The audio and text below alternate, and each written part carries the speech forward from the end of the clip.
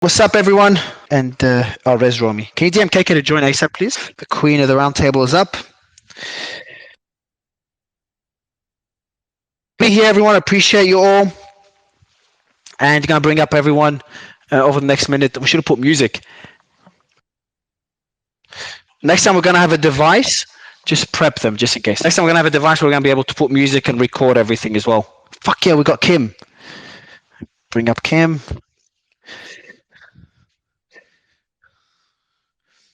And we're missing Kim. Oh, there he is. Oh, the audio's good now? Can you hear me fine? Perfect. Sick. All right, KK, I've just sent you a co-host invite. Good to have everyone here. Already over 300 people. Gonna be a sick show.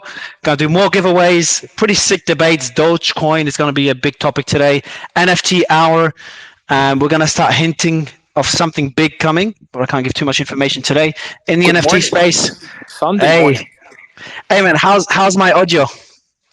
It's garbage, man. It sounds like you're talking from a walkie-talkie. I used to know, but honest, man, don't fucking around. Guys, drop a heart if it sounds like Mario's talking from a walkie-talkie. No, honestly, man, is it? No one's doing it. Is it good or not? Bring up Kim. KK. I don't know if it's people are dropping hearts, man. It sounds like you're talking from a walkie-talkie. Fuck. So you're saying it sounds like I'm talking from a walkie-talkie? A bad one. I'm gonna test. Oh yeah, I'm gonna test another one while everyone joins. Hold on. Yeah. Switch your AirPods. Now, before the AirPods, I've got another one now. How's this one? It sounds much better. Okay. So there's an echo. You can hear yourself. There's an echo. Echoes yourself, yeah? You can hear. Yeah. Fuck. All right. Watch this. Let me put my AirPods on. You can hear echo. Put this far. You're shouting, so it's becoming. Oh, okay. Let me put this far. I'm gonna try one more, man. While everyone joins, so let's try this one out.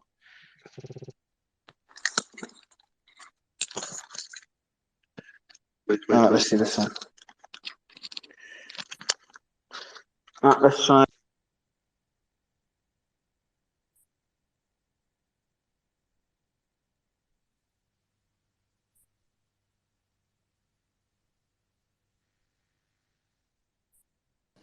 Yeah, like nothing. Now I can't hear anything. But you're muted, so you probably know this. I'm just gonna pin up the sponsors of today's show. All right, KK, can you hear me fine? Is it good now, or should I go to AirPods? It's better now. Better than the AirPods, or worse? I don't know, man. I don't remember how the AirPods sound. Okay, Romy, how's this one? Can you hear me fine? Romy. Not the best, but it's okay. Okay. Should I go the AirPods or this one? Let's decide, because we've got over 500 people here. We're going to kick off the show. Should I kick it off with this or the AirPods? Go ahead, Romy. This is fine. Okay, cool. All right, everyone. Appreciate you being here. If the audio gets worse, I'll change. We've got a lot of great speakers. We've got Miles who's already up. We've got Alf. We got Stacky. Stacky's back. Good to have you again, Stacky Robinson. Well, thank you for having me. Pleasure's ours. And we've got a lot of people that will be coming up. So any speakers that are going to come up, Kim.com, you're on the computer, so I know that you're connecting with your phone, I think. All the other speakers requesting to get up, we're going to, as you know, we'll cycle them through depending on the topic. We'll bring people up, bring people down, because we have a limit to the number of speakers. You can DM me anytime on Twitter. The team is checking those, and I'll check Twitter DMs whenever I can as well. And for everyone else that just joined, pleasure to have you all. There's a lot. It's going to be a pretty interesting show today. We've got a lot of new developments. The quizzes and riddles are being taken up to the next level with the ways and getting more and more challenging. It's going to be a good show. KK? I think it's going to be really good. How are you, man? Tell us a bit about how you spent your week so far, or how your life's going. People are actually interested. Oh, I'm going to do a video. So anyone that didn't know, last week, me and Wahid, who's going to come on this show as well, we were stuck on some Greek island. We had to sail to another island that had a hotel that we booked that apparently was the best hotel on the island, so it would have the fastest internet, but it didn't, and I had to bribe someone that worked at the hotel to give me his SIM card. And ended up working last minute, like 4 minutes before the space. We fixed the internet issue and we did the space. We recorded it all, so we're gonna hopefully in the next few days we'll post a video about it. But if you know the shit we go through as a team to make this show possible, plus the costs involved, I think you'll understand that there's a lot of work that goes on behind the scenes, including me having to jump on an island with internet. From a paddling boat. A fishing boat. We were on a fishing boat, migrating from one country to another. I appreciate you all being here. Already over 600 people, almost 700. It's only been like 8 minutes into the show. It's gonna be pretty sick. I think KK, you can start kicking off the, the intro and start introducing the speakers, and we start with the market analysis. Man, it's been a pretty good week. Has it though? I think it has. No, it has. It definitely has, market-wise. Anyways, without further delay, so welcome everybody to the 9th episode of our Crypto Roundtable. It's been 9 entire weeks since we brought the Crypto Roundtable onto Twitter, and it feels like we just had the first episode yesterday, honestly speaking. Today's show will be centered around covering the markets. We're going to have a Dogecoin debate as well, which is going to be more of a quote-unquote meme coin versus BTC debate, because we're going to be covering all aspects of it. And then we're also going to pair it up with a extended Bitcoin debate where we cover topics like whether Bitcoin is a good hedge asset, etc. This will then be followed by an NFT hour, where we basically go over the latest happening in the NFT space, and then we'll wrap it up with a coin segment and our famous Shark Tank style pitch segment as well. So last week's episode was a success, and it was centered around an XRP debate, where we discussed the state of Ripple, XRP, and their future, whether they're worth it or not. You can find that one on Mario's profile. And today we're switching things up. So the 2 points of focus for this roundtable will be the meme coin debate and the extended BTC discussion. And as in all episodes, we'll be giving away Tether to a select few listeners, as well as updating you with more info regarding the Discord treasure hunt we have up and running. And as I always mention, the giveaways will be given to a number of lucky listeners who stay with us from the beginning till the end. We're checking the audience, taking notes, and so is the team. And it's going to suck big time if we note you down and you're not there to receive it at the end, because we'll just have to choose someone else. Today's show is sponsored by Longevity DAO, Financial Summit, and Faith Tribe. And I've pinned the post on top of the Twitter space itself so that you guys can basically check them out. Yeah, it's pinned. Is it pinned? It's pinned. Yeah, it is. I wanna just jump in and mention a few things. I'm gonna tweet. So before we kick off the show, I think the market analysis will be a pretty important segment today. Many people are calling, are saying whether we're at the bottom or not. So it's going to be a really interesting segment. And more important, we're going to be giving away a Rolex, not today, but today the journey will begin to the Rolex winner.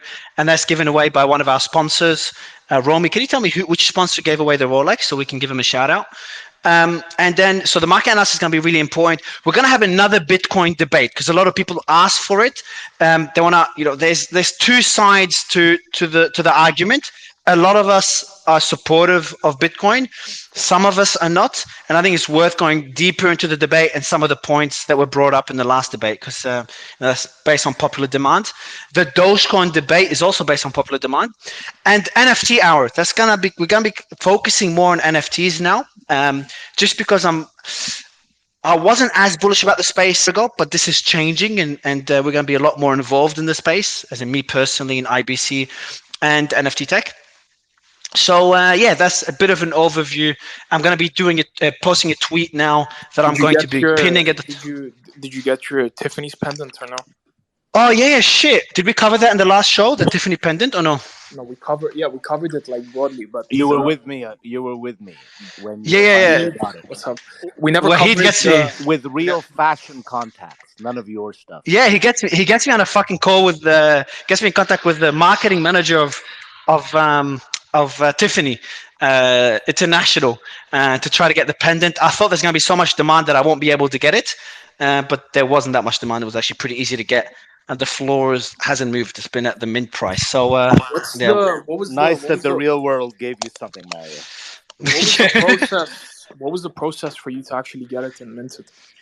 Speaking to a human being. There's no process, man. You just gotta do the KYC and mint. Nothing more. They send it to you. Did you have the chance to actually? No, I haven't unlocked it yet because I don't know whether I'm gonna keep this punk or unlock it on another punk. So I haven't decided which punk I want to put the pendant on, and I'll probably never wear it. It's more of a symbolic thing. I don't know whether it's worth unlocking or not. But yeah, remember, like I haven't. So before we kick off the show, I haven't bought any NFTs other than a few small ones here and there, and the punks. I haven't bought apes yet, and I'm gonna start buying at different NFTs of communities I support. But I've been very wary of the space. So have many people from the 2017, 2016, 2015 era. It's just something worth mentioning. And a lot of us are a bit late in getting into the space just because we were a bit wary after the ICO hype. But that's digressing. For all the listeners as well, we're going to be giving code words throughout the show. So we're going to say code word, blah, blah, blah, code word, blah, blah, blah, throughout the show. Make sure you write them down because we're going to be doing giveaways on this show, on Discord, and throughout the week. And when you win, if you don't mention the 4 code words, you're not allowed to ask anyone on Discord about it. If you don't mention the 4 code words when you win, you don't get the prize. So this is to make sure you're all not only in the space but listening, paying attention, and you're going to be benefiting at the end of the day. We're giving you information that's going to help you on this journey, on this Web3 journey. But I'm gonna be giving counter code words, so like artificial owl, which so basically any code word that I say doesn't actually count. Yeah, you know how much hate I'm gonna get if you do this. But yeah, man, let's kick off the show. Let's do it. So I'm gonna mute you. Can I mute you? No, because I can hear you. I'm muted. I can hear you. It sounds like you're having a sensual moment there. It's like it's. Really I'll mute myself, man. I'll mute myself. All right. Okay, yeah. All right, just mute yourself. All right, perfect. So let's quickly hop over into the market analysis segment of the show. So over the past couple of days, something good has basically happened. The U.S. Consumer Price Index report, which measures inflation, came out lower than expected, which basically caused crypto to jump as it alleviated the pressure of potential future rate hikes. Now, as you might have figured, rate hikes affect crypto negatively. Over the macro, the Fed is essentially increasing so that banks have a harder time borrowing and lending, which in turn ripples into the entire economy, making it more expensive for businesses and consumers to take out loans, which cools down the economy, kills off market demand, and is the main weapon that the Fed has to kill off inflation, which is an issue right now. This week, it was expected that the Fed will most likely increase rates even further throughout the upcoming months, but it turns out that this isn't the case, at least for now. The most important thing to understand, though, if you're in crypto, is that the higher the interest rates, the worse it is for crypto, because then in theory, bonds and treasuries become more attractive. So because the was less than expected, Bitcoin basically pumped. And as of now, Bitcoin seems to be around the $24,600 level, and Ethereum is around the 1,900 mark. Now, the BTC Fear and Greed Index, which is something I like to look at, which is basically consumer sentiment analysis, it seems to be improving, and it's currently at the 41 level mark, which is a relatively good improvement from last week's 31 level. And yeah, I think overall the market is progressing into the right direction. We have a lot of news to cover that could essentially support that. Like, for instance, Iran making a trade import deal of, I think, $10 million worth fully in crypto, and planning to do a lot more in September, which we'll cover in depth a little bit later on. But I'd love to get the thoughts of some of our panelists with regards to what's happening macro-wise. Can you intro the panelists, man? Like, we've got some great. So I'm going to kick off the first 2 intros very briefly, and then they'll cover the market. So Gaurav Dubey is as a panelist. He's the CEO, the owner, and he's acquired an incubator called TDFi. Great personal friend, and they're one of the biggest incubators in crypto. They've been around in the space since, I think, 2014. We got Tom Nash, Miles, Wahid is back. Bullish is here as well. All of you know Bullish. Stacky and Alf, I think you both know them. But yeah, so we'll kick it off with. I want to kick it off with Gaurav and get your thoughts on the market, Gaurav, and Simon's here as well. Kick it off with the market. Do a quick intro for the audience, maybe a 30-second intro, maybe even 15-second intro. And yeah, we'd love to get your thoughts on the market, man. You've been in the space for a long time. Thanks, Mario. It's my first space, technically, ever. Usually not here. So TDFi is a crypto incubator. I think most of the speakers I can see here know about it. I've been in the space since 2015, mining, creating payment solutions, and investing in companies like since ever, Ripple, Ethereum, and the first ICOs. About the markets, there are two sides of it. I think Krill has already covered the technicalities that are related to inflation cycles, Fed rates, banking, interest rates, and so on. I'd rather want to focus on Bitcoin in the first 2 minutes.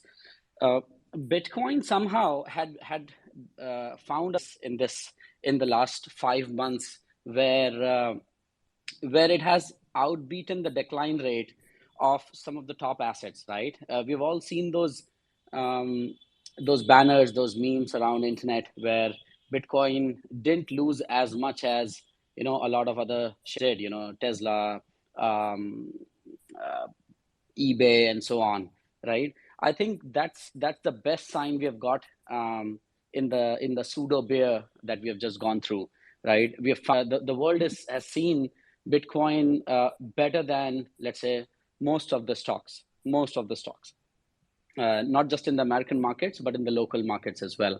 And that has brought attention of, I mean, we already had Fidelity and other larger investment management groups, but BlackRock jumping into the same. There are news about SoftBank kicking off, retail purchase, secondary purchases. So this is a major event when crypto, I mean, primarily Bitcoin, crypto has found a space of its own in direct comparison in relation to the stock market. So I think that's my perspective to pivot and start the conversation.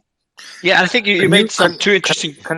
Can somebody expand on the point of BlackRock jumping into the space, considering what a big Goliath they are? Yeah, I think it's so Gaurav, whoever would like to jump in on this one, I know Tom and Simon and Gaurav and Stacky or Bullish, whoever you want to jump in on this particular point. And for the audience as well, just to tell the audience what happened. So BlackRock launched their spot Bitcoin private trust for US clients. So if anyone could explain what that is for the audience and what it means for the market. Well, BlackRock is Go ahead. What's up, the bullish trader? What up, Stacky? No, you go, ladies first, always. I'm gonna just have my little take on it real quick. So, if you guys don't know BlackRock, I know a lot of people in the audience, mostly crypto. So, BlackRock is basically the largest asset manager. I think 10 trillion in funds, publicly traded BLK. So, I know they launched a Bitcoin spot trust, which is huge because earlier BlackRock were working with Coinbase, and a lot of people said if BlackRock got into the crypto space, it would be really, really bullish for crypto because that's a lot of clients they have are huge clients, institutional clients, which will absolutely push the crypto space. So the asset managers, they basically saw a big increase in institutions wanting to invest in cryptocurrency despite of the market conditions, which was I guess a go flag for them to go ahead and get into the crypto space. So that you're talking trillions of dollars entering Bitcoin itself. But you can go off of that bullish trader. Yeah, I'm super bullish on what they're doing. So in layman's terms, the way I would say is basically BlackRock opened their black book, right? So they open their black book to, everybody that they have in that book now that now have access to the crypto space with no worry, right? So before any of this happened, a lot of brokerage accounts didn't want to mess with crypto, or they don't want to mess with anybody involving crypto investments. So I think what this has done is not only has it give their black book the opportunity, which is good, which is huge, because that's big, like Stacky said, that's huge institutions that now will be willing to invest, right? Willingly want to invest now because of their portfolio manager is basically going out there making a whole trust for crypto asset. So I'm super bullish on it. Like I said on our last analysis, I said 1850 to 2000 by mid-August, and I'm still bullish on 300 going to the end. I feel like that's gonna rocket all crypto in general, just because like you said, $10 trillion company. That's a lot of money. That's a lot of money that can come in here and stabilize this market. And to jump off what Guar said, I hope I said it right. Like he said, that pushes a stability in the market to be able to now officially chart crypto like a stock, right? So you can follow a trend, you can call the bottom, you can call the top, you can say when to buy and sell. So I think those two things together are huge for this space moving forward. Yeah, I want to pivot to Wahid and sorry, go ahead, Gaurav, and then I want to pivot. So first, I want to say before Gaurav jumps in, first we got like fucking 1,800 people already. We just kicked it off, over 1,800 people. That's insane. But just want to summarize. In 2017, everyone was talking about the herd is coming. Do you remember that, Simon? I'm sure you remember that, Gaurav, and anyone else that was there back then. Miles, you've been there for a while. Any other speakers been there in 2017 and before 2017? The theme was the herd is coming. The herd is coming. I think we can safely say the herd is here. I'd love to get your thoughts on this, Gaurav, and then jump to the macro situation with Tom and Wahid. But Gaurav, you wanted to comment on this point? Yeah, I want to point out you exactly pulled up the same timeline and almost the same instance that I wanted to talk about. I want you guys to recall two things. One, launch of BACT, which unfortunately didn't turn up the way it should have. But at the same, there was another news before we got into the bearish markets of 2018, and it was Fidelity, and they were very loud about it because they actually had a few miners in their kitchen, run by an Indian guy. So they've been testing all aspects of crypto, but they were a bit late to launch it. While the market tumbled, with the Dow Jones crash. But what happened is that made the $12,000 price public. Now everyone knew Fidelity has Bitcoin in their product range, and they'll roll out the product when Bitcoin hits 12,000. Now you can open up the charts of those times. We had the black swan that made Bitcoin, go below 4,000. And it took a bit of time to recover, but the rally from 10,000 to 22,000 was insane. That happens when somebody that is obviously way smaller than BlackRock comes in and only offers this as a product. Now the way Stacky and I'm sorry I didn't get the name, the bullish trader, yeah, bullish. The way bullish indicated already, we're talking about a way bigger portfolio with much bigger control. Fidelity only offered it as a product. BlackRock will include in its purchases, in its cap book, right? So it's a different story, and we can definitely expect the 100K very soon. I'm sorry, I shouldn't be quoting prices here, but we do. Everyone loves price. Yeah, absolutely. So you said you can quote 100K already because the bear market hasn't been even a year. It wasn't a bear market. You can surely call it a pseudo bear. And Mario, we have had conversations about it personally, right? We predicted not just the markets, but we postponed all the launches of our projects, of our incubated projects for the last 4 months to August, right? So it was a well-placed prediction. Obviously, to each one their own, but if there was a prediction, you can assume there was a structure in place for analyzing. So it was not a bear market, I can surely say that. Yeah, I'll jump in. Simon Dixon here. I got a slightly different view. I really hope we don't go to 100K. Bear market at some time. Been through 3 or 4 of them, and most of the shit that is good in our business gets done in a bear market. So when we go into the bull market, you just attract all the crazies, the people that are in it just for a quick pump and dump, and then they run away during bear markets. The longer we can have bear markets, the better the stuff we get built. So normally we go to 4 to 5 actually regulatory cycles. So the first one was when, there was a bunch of us sat around, and we were, talking about how Bitcoin allows you to own your own money, spend your own money, and it has a fixed supply. And everyone thought we were crazy. And we were just trying to get VCs to invest in some of the companies and the exchanges that could do something. But no VCs would invest, and we pulled together all of our money to invest in these companies, and then they would build the infrastructure that would try and get us somewhere. And then one of those companies was Mt. Gox. That blows up. And when it blows up, we hit our downward market. Everyone learns from that, and we go through a building phase. The longer the sideways market or downward market is, the more interesting stuff gets built. And that's the time when everyone calls us a scam. The regulators all jump out. You get all the Bitcoin habituaries. Everyone says it's dead. The longer that can go on for, the better. And then you enter into the next market where someone comes up with innovation.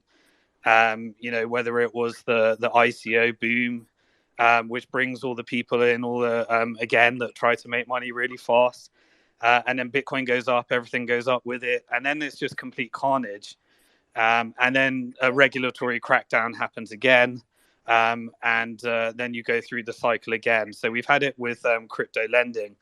Now, the interesting thing in each cycle is you get different adoption from different players. So, the first cycle was retail to VCs. So Silicon Valley jumped in. The second cycle, we started to get. So when I worked in investment banking, you split it in two. You got the buy side and the sell side. The sell side is like the investment banks. They create products, they create exchanges, and they create things that allow you to engage in the markets. So I was a market maker, then I worked in corporate finance doing IPOs. And then you got the buy side, which is the people that actually the real big money, which is all your pensions, all your insurance contributions, all your endowment funds from what you when you contribute to your college. Once all that money comes in and they spend other people's money in these products, that's the buy side. And so what we're talking about with BlackRock and Fidelity is they're the big poolers of the big pools of money. And so when they create sell side products, which allow people to invest, and then they also put buy side money in, then you get new waves of adoption. So, we're going through these different cycles. The next one to me should be adoption. I think sovereigns will be scared off for a while. The last wave was corporate and institutional. And then the one before, like ICOs, was just individual retail that front run Wall Street because Silicon Valley was pumping and dumping. But each cycle you get much more adoption, much more people, much more innovation. And the longer the sideways and bear market can go on for, the more sustainable the wave is, and the more likely it is to hit higher highs and then bottom at higher lows. So I really hope we don't go into a 100K cycle right now. It would be the worst thing that could happen for our market. But would you say that we are, before we go to the macro situation with Tom and Wahid, what do you think of Gaurav's characterization that it wasn't even a bear market? Everyone is calling it a bear. We need a bear. This whole cycle was built upon unregulated banks, unregulated securities businesses. All of that needs to shake out. And a new environment has to come through. So I do believe we got to hit an extended. If not, then we need to hit a bear market again after that pump. No, having it or not is a different story, and using it in your favor is all too different plan of action. That respectively affects each business to their own. What I was talking about, the patterns and the way these patterns affect the market. Obviously, I'm not talking about personal business here, and I'm with you on that, Simon. We have got the quality of projects and the quantity of projects have exponentially grown in the last 5 months for us. So believe me, as an investor, as a trade bench, as a quant, and as an incubator, we have benefited from the bear market. So just wanted to put my and a question that I got on my Twitter is that if a pseudo bear, in my words, got Bitcoin of 50%, what do I expect when it goes when we really enter a bear? I don't think 50% is at all a benchmark or for a bear market. we've seen Facebook fall 60% within the first month of 2018, with the Dow Jones crash. So I don't think 50% is a bear market milestone for any asset. Yeah, so if we're looking at my milestone, the way I look at Bitcoin is I'd put a 10-year chart out. I'd put it on logarithmic and say we've never been in a bear market. We've been in a 13-year bull market with That's corrections in between. Awesome. How long, Simon, quick question. How long would a healthy bear market have to last in relation to the duration of the previous bull market? So I'm not a trader, and so you probably want to speak to some of the quants and trader people. I'm very much a long-term macro guy, and I ignore the rest. So I'm the guy that dollar cost averages and says each and every month I want more Bitcoin than I had last month, so I want the price to go down so I get more Bitcoin.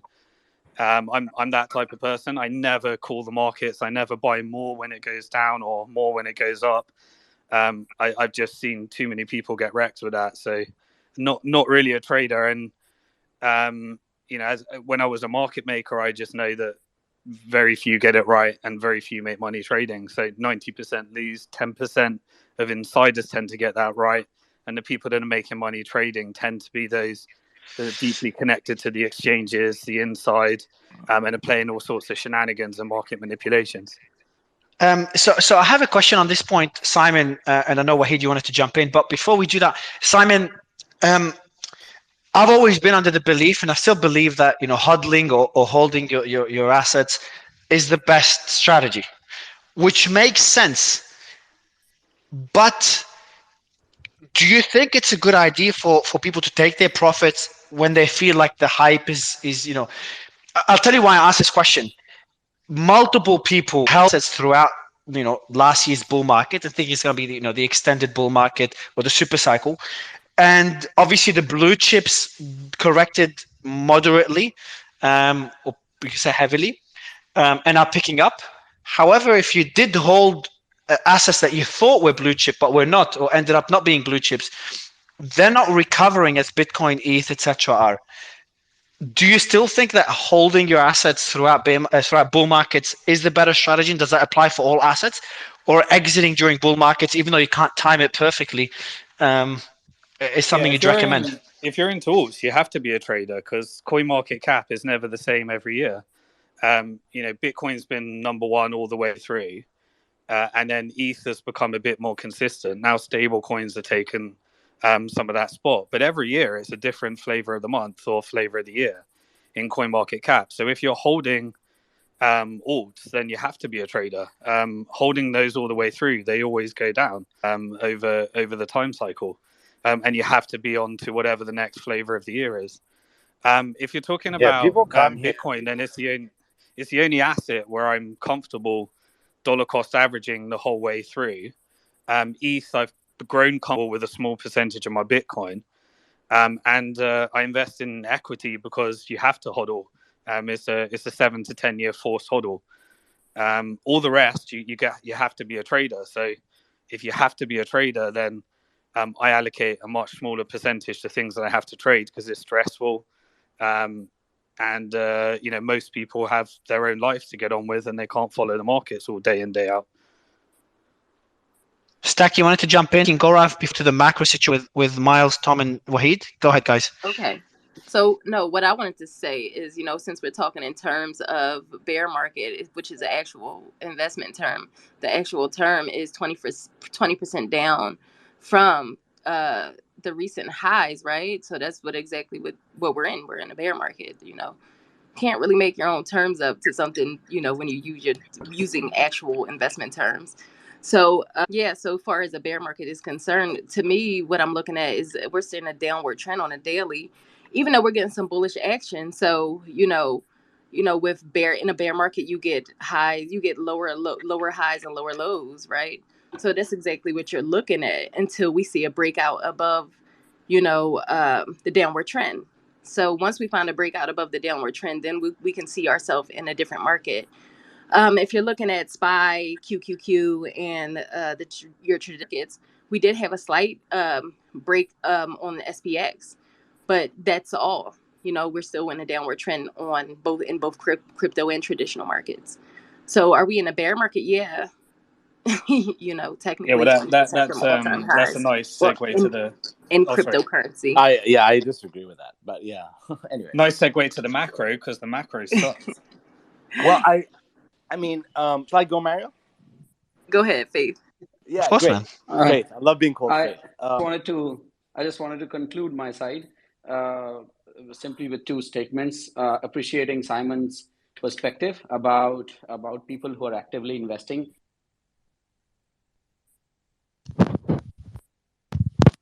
Yeah, you guys just muted everyone. I think it was Gora. Gora, feel free to unmute. Mara, I think you muted everyone. Oh shit! All right, Gaurav, are you there? Okay, yeah, I'm there. Go ahead, Gaurav. Sorry, man. Yeah, go ahead. So I was saying, Simon, you're absolutely right. For someone who's actively investing in the trend of crypto, and also to address Mario's question, you have to predict, no matter how bad it is, and actively trade those assets. When you think it's the right time, you have to get out to get into the next flavor. So just an appreciation and acceptance of what Simon said, and that I totally am a living example of the execution of the same. Yeah, I'm a big strong believer too, man. Like if you have assets, right? Like you should know what they're doing at all times. If you're gonna take hard-earned money or money that you have or whatever, this is how I've been my whole life. This is why I've traded my whole life, because when I put my money into something, and it's something investable, I pay attention, I take care of it.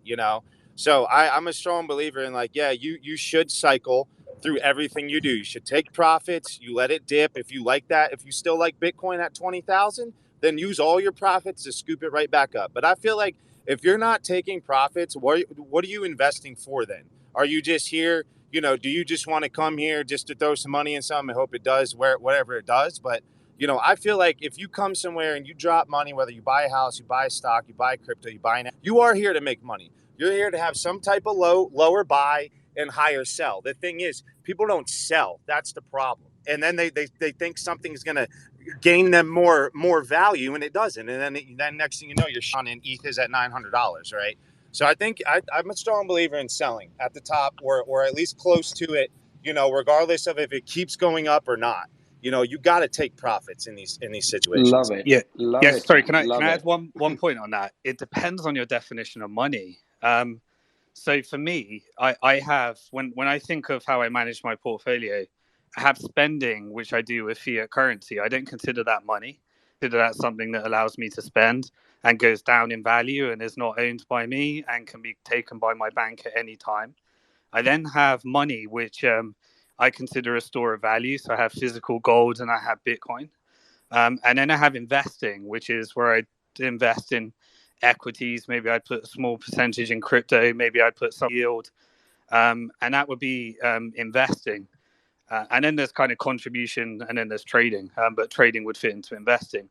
So to me, I would never take profit in Bitcoin because I consider it money. But the exception to that is I don't spend my money. I spend my fiat currency. So in one bucket of my world, I make sure I have enough fiat currency to cover my costs. I spend less than I earn, and I make sure that I put the difference in money. And then once I've got my money pot, I then take a percentage of that, invest it, because I'm looking for things that might outperform hard money. And very rarely do they outperform hard money, because Bitcoin's been such a great store of value over the years and beat most asset classes. So if you're taking profits, I'm thinking of that in terms of you believe fiat currency is money, and therefore you're fiat thinking. And if you're fiat thinking, you're thinking of Bitcoin as a mechanism to make you probably more dollars, which should be your spending money, and your spending money should be separated from your investing. The only type of money that I invest is when I think it's going to outperform Bitcoin or gold in the case of physical. So it's really because I've trained myself over a decade to be a Bitcoin thinker, because I've just got that in its ability to be hard money. So Wahid, before you jump in, actually, I was just trying to change the oh fuck yeah, I changed the title of the room just to remove a section. But yeah, so Wahid, I wanted I want you to touch on, and Mars, I know you tried to jump in as well, the macro situation, because I think whatever we say could change drastically if inflation starts to pick up again, or the geopolitical situation. I know you were a bit concerned about Taiwan. If that kicks in again, impacts inflation, the economy doesn't continue doing well as we're seeing it right now. Or we see the great deleveraging that people have been talking about since 2008 start to take effect. So all these macro scenarios could obviously impact any predictions we make in the markets. Absolutely. Would love your take on this, and I know Well, Tom and yeah, Miles would have points on this as well. right. So actually, so I've been present since I started with the show weeks ago. Right. I've almost said the same thing over and over again, but I think to have that philosophy, and then I'll pick out the last week's news, but probably give you something that you're not going to read anywhere else. Okay. Just because I think Kirill gave a great presentation, but I read it on Bloomberg, I read it on CNBC, and sometimes it's important to go behind the curtain a little bit to try and parse out what really is happening. But before I go, I'll tell you that I'm a hodler now, not in crypto. So I'm in private equity. So my average holding is 15 to 20 years. And so everything I say and everything I feel in terms of compound value, the destruction of fiat currency, etc., is really manifested in the entire philosophy of my private equity fund. And I have a central philosophy, and you will hear me say this every single week, is that the world is perennially underinvested. Pete, the world is short investments. You cannot square it any other way. You have 330 trillion of sovereign debt. And when you add on the trillions of dollars of unfunded liabilities, be it pension funds, be it the defined benefit funds, some of the sovereign funds are basically in the negative because even with oil going up, they're unable to fund their huge deficits in their respective countries. The world is underinvested. And you have only really two solutions. If we were a company with 300 to 400% debt to revenue or debt to even EBITDA, okay, you would short that company. You would say it does not exist. It cannot, it's not a going concern. And so you really believe that you're going to be able to grow out of this, or you believe we're going to go back to the caves. I don't believe in the latter. I believe in the former. And so I truly believe everything you're seeing in the markets, this constant bid. Everyone, in the when we started the show, Mario, it was bear time, and actually KK, the fear and greed was highly, highly, highly in extreme fear, and I was very excited. Now I don't like that it's sort of perking up into the greed category, but the reality is there's always going to be a bid because the world is underinvested. So now let me parse out the last week. We talk about inflation. Guys, yes, inflation missed expectations, but expectations of whom? I feel very proud to say this because I actually spent a big chunk of my career as a sell-side analyst at Goldman Sachs. And I can tell you we're worthless. We're useless. We want to go into the middle. We want to pick a median assumption and hide behind that, etc. So whether it's 8.5% CPI versus 8.7%, it is irrelevant. The Ferrari is still in acceleration mode. Okay, if you just take back your psyche and say, okay, 8.5%, should we celebrate that? That's a huge amount of inflation. But I'll tell you why everyone is celebrating it. Is because the Fed is not the Fed of the 70s and 80s.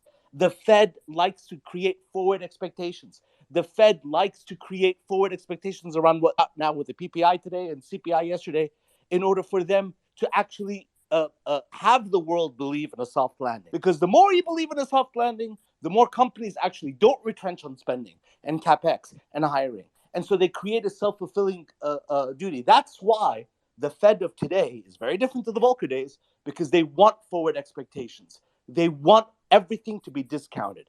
They want a cakewalk for everyone. And so why? Because they are in a corner. I've said this week in and week out. Okay, the Fed, the central banks are cornered. Okay, they cannot raise rates more than the Naira rate of, call it 2.25 to 2.75%. It's always a moving post with these guys. Okay, because the world cannot afford higher rates. So I pleaded with this community. You've got to be long risk assets. Don't take leverage. Don't buy, mortgage your home to buy a crypto asset or whatever. Okay, but you need to be long risk because the world is perennially short risk. The debt numbers are too big for us not to have to reflate through it. And the Fed even said they care about the change of inflation. That's why everyone's celebrating 8.5% versus 8.7 or 9.1%, because they care about the change. Well, guess what's going to happen? Come November, December, the comps are going to get so easy. You're going to get like inflation suddenly on a year-over-year basis in the 2 to 3%. That's why risk is going to be okay. And I told you last time, it's going to feel shit because when people around you cannot afford food and their rent and gas prices in Europe, and they cannot, afford to basically live like the life they used to live, but yet markets are ripping, people are going to like, what the hell's going on? And that's exactly what I'm trying to convince everyone. The world is short risk. The world is short assets in order to cover the huge amount of debt. Last but not least, I love the conversation Simon just had, because in your asset allocation, you've got to have the compounders and the hard assets, and you got to spend your fiat. But the compounders it could be companies, it could be serial compounders in crypto, which do exist, by the way. I'm not going to mention anything, but they do exist, and also companies or other assets like equities and what have you. Look, I'll stop there. Happy to take any questions, but I guess the take-home lesson is there's a structural flaw. The numbers last week are comforting, but they're going to be made to sound comforting because of narrative. And I really think you want to have a constructive posture long term.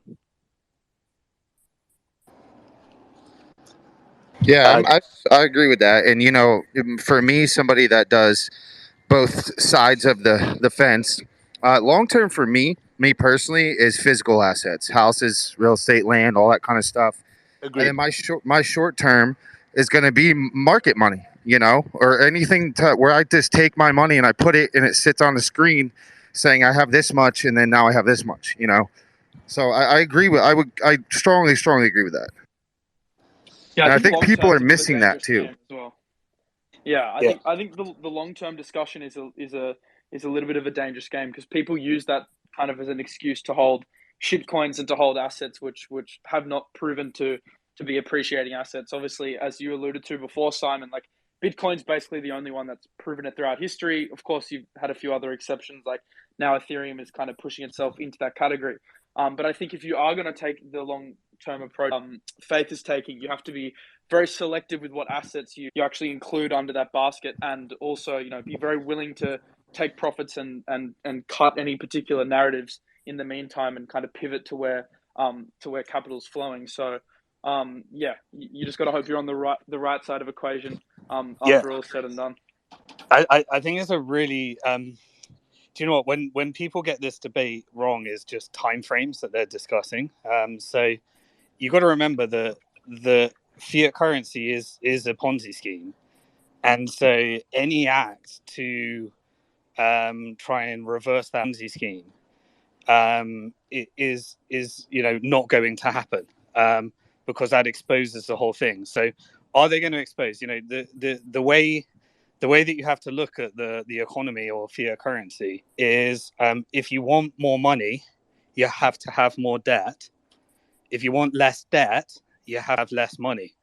And they're never going to choose which is why the money supply always increases. Now, every now and then, I think you talked about a Volcker.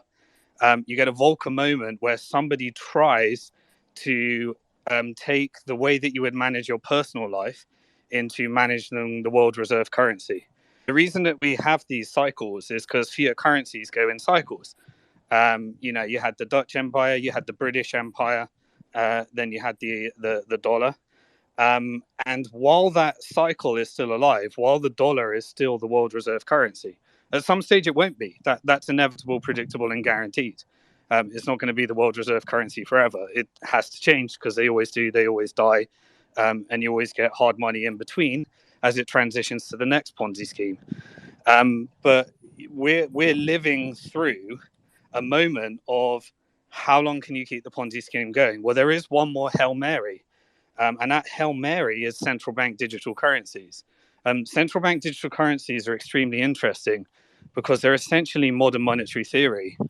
And what that means is rather than allowing the private banks to create the vast majority of the supply, you wage war on the private banks and you create a new money supply, much like Abraham Lincoln did with the greenback to fund the American Civil War. And when you get a central bank creating that currency, or it could be done by a government or treasury, you have a transition in the way the economy is organized. But you wage war on the banks and you have less private money because many people, and myself included, criticize fractional reserve banking. But it's one step removed from government.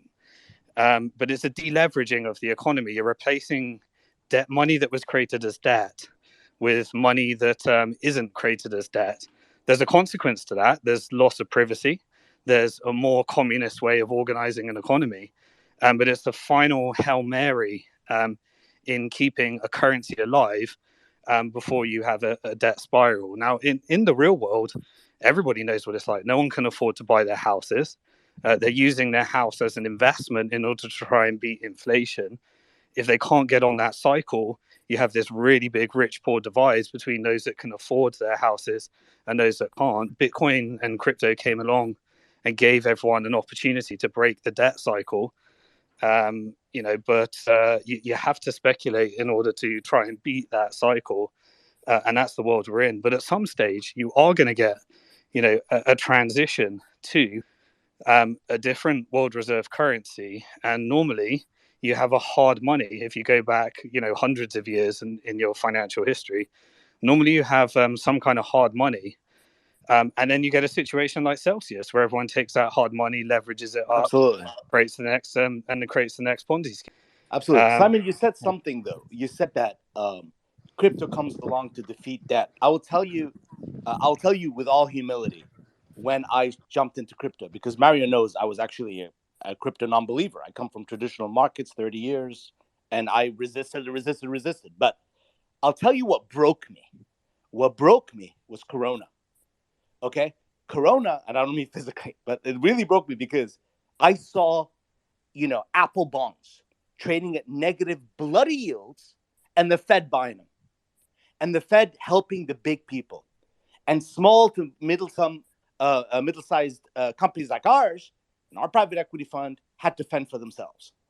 And it was the blockchain that made asset gathering, raising, business modeling permissionless. I didn't need to go and register my company or apply to JP Morgan or register. I could basically access a permissionless, decentralized ecosystem, not just because of the debt that you highlight. So everything I signed, but it's even more than that. It's a rigged, bloody system. It's a rigged system. When they have a crisis, they buy negatively yielding bonds, be it the ECB or the Fed. It's pathetic. Okay, you see it today. Inflation's hurting the small guy. Okay, and so that's why crypto, the blockchain, to be more specific, has this future where the real world is now or wanting to migrate onto the blockchain. I come from the real world. My companies are coming from the real world. And we're coming on the blockchain because the other side of the world is completely rigged.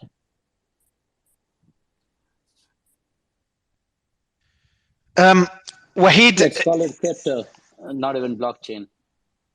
Yeah, but Wahid, do you think, I know we're moving away from market analysis, but the concept of permissionless world, you were not a supporter of crypto, at least not too bullish on crypto before, and you seem to have changed your perspective pretty drastically. Don't you still see the whole concept of a permissionless ecosystem, permissionless smart contracts, a permissionless form of transfer of value, form of money, is all still a big experiment? Do you still think that it may not work, and we're all in an ecosystem, or we believe in a vision that may not materialize? No. Look at the world. And by the way, I'm as liberal as they get. Look at the statistics, Mario. Record. And I'm not inconsistent. You've known me for a long time. For crying out loud, I work for institutions that are as plain vanilla as they get. So I come from that background where I drank the Kool-Aid. But record low trust in media, record low trust in the House, record low trust in the Senate, record low ECB and the EU Parliament, which is a bunch of bureaucrats have never been elected. Record low trust in the UK, record low trust in Africa, record low trust everywhere. It's a structural issue with this much debt. And then they print and print and print. Oh, wow, shit, we've got inflation. Well, no shit, Sherlock. So the whole damn system has never had as little credibility as today. It's structural, Mario. And so that's why when companies, you were with me, we were on vacationing last week on the Greek islands, and I had a very depressing day. Why? Because some schmuck at a French bank blocked the transfer. Oh, this fashion company doing too much crypto. And so they blocked my freaking account. You were with me. You saw me lose my mind. It's like, it's constant. It's constant, Mario. And that's why people are breaking out in this permissionless thing. Because why? Go back thousands of years of history. Okay, you had royalty, you had fiefdoms here and there. But at the end of the day, the kind of stranglehold that the system has today is unbearable. And I'm talking as an alum of Goldman Sachs and Janice Henderson, and as plain and real as it gets. I'm not some cowboy who just came up and says, hey, I want everything permissionless. I'm telling you, the system is broken. The debt is through the roof. And right now, every move they're making is creating winners and losers, be it Corona, be it money printing, be it everything. And so this decentralized ecosystem is really a breath of fresh air that is going to suck the real world into the blockchain. I'm an example of it, and that's the reality. Can you do a mic drop, please? Mic drop, please. Simon and Funding Jim, go ahead, guys. Well, in response to that, I get the sentiment, and you got to think of money printing as transfer of wealth. It's a transfer of wealth between those that have assets and those that don't have assets, and those that don't have assets get on the wrong side of the money printing. They're the ones in the cost of living crisis, and those that do have assets get on the right side. And that gradually moves to more and more wealth inequality. And when you have wealth inequality, you have popularism on the extreme left and the extreme right. So the extreme left say, we've opted by the system. We want to overturn the system. We should riot. We should create a civil war. We should have a revolution. Those that are on the other side of the wealth inequality, they want regulatory capture. They want to keep their position. And you just have this further and further divide, the more and more money printing backed by debt, which is a consequence of not having hard money. And so a counterforce is Bitcoin long and giving the people the ability to supply and solve some of the problems that gold led, because gold led to the creation of fiat currency because you couldn't audit it, you couldn't transfer it globally easily. And you couldn't send it that easily, or you couldn't self-custody that easily. So you ended up leaving it with the Fed or the Bank of England and getting shafted by the existing powers. So Bitcoin creates this counter movement. Now, with the whole blockchain and trust thing, I do not believe that it disrupts regulations. I think regulations are just going to be a part of all of these things that they call securities. I don't think we suddenly move into this world where there's no securities laws and there's no AML laws and there's no care of tax collection. And that's essentially what trustless blockchain moves into in its infancy, or it gets did. And therefore, every time someone creates a new one that's connected to any kind of centralized party, they're fighting the biggest trends that governments care most about in the world. And they always end up with a regulatory crackdown, which is what leads to our 4 to 5 year cycle. When people try to create new things, go through a regulatory crackdown because no one can recreate the scenario at which Bitcoin was created that gave it all of its commodity-like hard money-like features. Funding Jim, I'll let you go ahead. Hey guys, it's great to hear the conversation. I'm going to step down after this bit. The first thing is I was hearing so much about permissionless, and I love the narrative of Bitcoin. It's very similar to the narrative that gold and silver bugs have had for quite some time in the origin story of Bitcoin itself. But what I see are so many of these centralizing forces. Maybe a few years ago, it was you can get a higher return if you invest into cloud mining, or maybe you can have a lending platform and generate income above and beyond the Bitcoin that you allow them to host until you get locked out, until that permission is revoked. We saw the same thing inside of Tornado Cash. I'm sure that'll be a topic later in this discussion. But you have blacklisted accounts, whether they've done nefarious things and things that governments don't like. They become blacklisted because that on ramp or that off ramp is no longer made available. So I would like later in the conversation, hopefully, it will be addressed. I hear self-custody, I hear sovereignty, but that's not really the push of most influencers in this space. Almost everyone that's a panelist has 50,000 followers or more, and many of them talk specifically about, here is this referral link that goes to this particular platform. This particular platform will take care of you, and people think that they hold Bitcoin. I know people that have millions of dollars of Bitcoin because they have it in a Coinbase account, and I just don't agree with this idea that it is permissionless or it's going to circumvent it's sound money or hard money, when that's not the narrative that's presented by most influential people. Yeah, but I think it will take time to get to that narrative, and to expect decentralization to be an event rather than a process. It doesn't take human nature into consideration. Like, we've always operated under some form of centralization. I think that will continue, and I think, crypto might lead, and Web3 and the open metaverse and all those different hype terms, they may lead to different forms of centralization rather than complete decentralization. I don't know if other that particular point, but at least that's how I see it. I see it as a process. I think what you're referring to, and it's completely true, is the fact that hard money exists. And to me, the definition of hard money includes that it can't be taken away. Well, it can be taken away by law, but it can't be, stored with a custodian and therefore taken away as a result of a force on the custodian. But that doesn't mean investing doesn't exist, because investing is risk. You're taking your money that ideally you had a hedge risk with, and a hedge risk would be owning your own key and also hedging that with your own key by having some kind of custody trust legal structure. But then putting that into investing is not hard money anymore. You're taking your hard money and you're putting it at risk. And so Bitcoin at an exchange shouldn't be confused with Bitcoin. Of course, governments are going to want to do everything they can.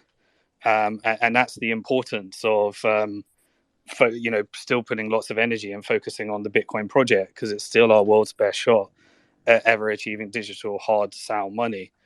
And that's why I think it's an important project. But yeah, many people won't learn it. But I can tell you for a fact, there's a bunch of people that put their money on Celsius, didn't realize that it was investing and not Bitcoin or whatever they had. And either they go away and say that was all a scam at the end of this, or they come back and say that was not your keys, not your coins. Or they come back and say, well, actually, I'm just going to use sound risk management, because I'm going to have my money where I own the key, going to hedge some of the risks of losing my key, and then I'm going to invest a percentage of it. And hopefully people become more educated. But throughout human history, people need to have experiential learning. They need to lose lots of money until they learn how to manage money. And expecting people to make massive mistakes those are the people that don't get on the right side. But Tom, I want you to jump in. Like, Simon talked about the current US dollar and most monetary system as just glorified Ponzi schemes. And I think Wahid was pretty critical of the centralized world and is more supportive of the decentralized world. Now, I try to be a bit less critical of institutions. I know, like Wahid said, record low trust and this and that, which could be true. But is the solution decentralization? Like, is the central banks, are they really that bad at managing the monetary systems? Because the economy's net, we're doing pretty well, excluding inequality is probably the biggest concern in my opinion. But inflation is still sustainable, at least in most developed countries. The economies are still growing. If you look at the last few decades, Is it really that bad? Do we really need decentralization and Bitcoin to replace most monetary systems? Or do you have a different take on it? And the macro situation as well, Tom. That's a huge question. Yeah, man. Look, what do you want? I'll let you go easily, man. You don't jump in every time. Now you're too important for us. So when you jump in, I'm gonna make you work for it. Okay, so let's try to narrow things down because I'm partially on vacation right now. I'm in Italy, but I'll try to make myself available as much as I can. So let's break down the question to a few pieces. Let's start over. So the first thing that you mentioned is that the US dollar as a reserve currency is now in jeopardy because of lack of fundamentals. Is that the claim that you were talking No, about? Yeah, I'm saying, it was. I was saying that the US dollar has to collapse at some point. There's no doubt about it. Every fiat currency has collapsed. And I believe it's at the end of a debt cycle, but you normally get an empire that comes. So, like when you had the American Empire, the British pound was still in control for 20 years, but you had a slow increase in the empire, and then a decrease in the currency, and hard money in between. So the only way the US dollar can collapse, I think, in that manner is essentially if it hyperinflates. I guess that's would be Inflation, yeah, it's the end of every currency. Same result for every fiat. I think, and again, this is just my opinion, but I think structurally, the US dollar cannot hyperinflate for a bunch of reasons, which are a little bit too complicated for this panel. But I can name a few. But in general, like if you want my bottom line short answer, I don't. Within, let's say, the next couple of decades, there's no physical way for the US dollar to hyperinflate. So you think So they yeah, could I launch disagree. central bank There's only digital one currency, way that print happens. as much as possible, and it can still survive? No, Wouldn't you consider the petrodollar economy breaking with Saudi tying up to the Chinese, to the Chinese currencies and the rest of the oil suppliers, pegging You don't think themselves away from dollars, and at the same time, Russia squeezing energy supply to the rest of Europe? Don't you think it will exactly? So be, yeah? yeah, so sometimes the cost of running an empire gets too great, and you print too much money, and it's no longer profitable. Once the cost of defending an empire and having 90 offshore military bases all around the world, backed by guns and violence, once that becomes less profitable, the only way to make up the shortfall is to print more. Once you print more, you have hyperinflation, and then you have a Russia and Chinese, empire that comes along and says, "We think we can take advantage of that." I think Can, there's can I can more I comment chance on of this? there's more chance Oh, go ahead. of me Yeah, playing sure. in the NBA at 43 years old, my fat ass going to the NBA, than Russia and or China becoming the next empires. And there's multitude of reasons for that. But So that's you not going to think happen. when does it happen? Does the U.S. empire stay forever? No, I don't think that's going to happen. What would That's be the definitely fall not of the going. U.S.? I don't know. I'm not a predictor, but I think that if I look at the candidates right now, there's no viable candidates to replace it. If anything, we can look down the road for the next couple of Well, decades. yeah, America wasn't viable when it replaced the British Empire, and the British weren't viable when it replaced the Dutch Empire. If Look, there's we just too many structural problems with China and Russia. I think if you are looking for a candidate, like let's say 20, 30 years, 40 years down the road, I think if anything, India has a way better shot than any of those two countries. But specifically, Russia and China they have literally zero chance of getting it done for a multitude of reasons. But we can talk about it if you guys want. So But I mean, can I get a crack at this, please? Is that okay, Mario? Yeah, sure. I'll let you. So Uh, I'll let you, and then Tone Vase, both of you, give us your take on this, please. so I like to. I'm probably gonna. This is probably a little bit very different, but first of all, let me state three facts. Number one, we have been hyperinflating. Okay, look at GDP growth from 1975 to today, and look at debt growth from 1975 today. Look at gold from 1975 today. Look at any other asset. There is no comparison. What GDP, i.e., revenue, has grown is 1/20th the rate of all of debt. and then 1/15 the rate of gold, and then et cetera, et cetera, et cetera. Just do the math. So we have been hyperinflating. That's fact number one. Fact number two, CPI. I don't think there's a definition of hyperinflation, by the way. Well, I'm going to get to the hyperinflation in a second. No, there kind of is. There is a definition. I'm going to get to the Zimbabwe hyperinflation definition that I think you're after very shortly. And by the way, I just came from Lebanon. I'm living in hyperinflation in the last year and a half, so it's crazy. So trust me, I feel it every day. The second point I want to make is CPI. No, but I'm just saying high GDP to debt ratio is kind of normal economy these days. Never. It's not hyperinflation. No, never had 350% debt to GDP. Never, ever, ever. Sorry. The US is not at 300% debt to GDP, by the way, my guy. No, I'm not saying the US is. If the US was 300% debt to GDP, and then the rest of the world would be even higher, then we're talking about 500-600% debt to GDP. But I can assure you the US has not had 130 to 140% debt to GDP before. And then more importantly, if you actually take rates to 3 to 4%, right, calculate your interest expense every single year. We have a structural deficit in America for $1.5 trillion. So now you're going to be increasing the deficit just structurally with absolutely no room for a recession. So every single year, we're talking about growth of debt of 2 to 3 trillion. Do the math, compound it, model it over 10 years, and add up all the interest expense in the debt and see where it goes. China, you're right, is even worse.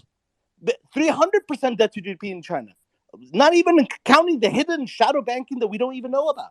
So my point is we are hyperinflating. CPI changed the basket. The CPI basket has changed so many times in the last 25 years. I'm sure you've done the reading. I'm sure you've seen that, renter's equivalent or the equivalent of housing, etc. If you actually use the definition of 1980 to today, we'd be in high single digits. Okay, sorry, high double digits, high teens double digits. So for me, CPI is structurally up. We have been growing debt exponentially. We are now crossing the Rubicon because, as you know, from Reinhardt and Rogoff, one of my favorite books, analyzing 600 years, the moment you cross 110% debt to GDP, that's when the clock starts ticking. And that's when you go into hyperinflation mode. We haven't even talked about ESG spending and what have you. But now I'm going to agree with you.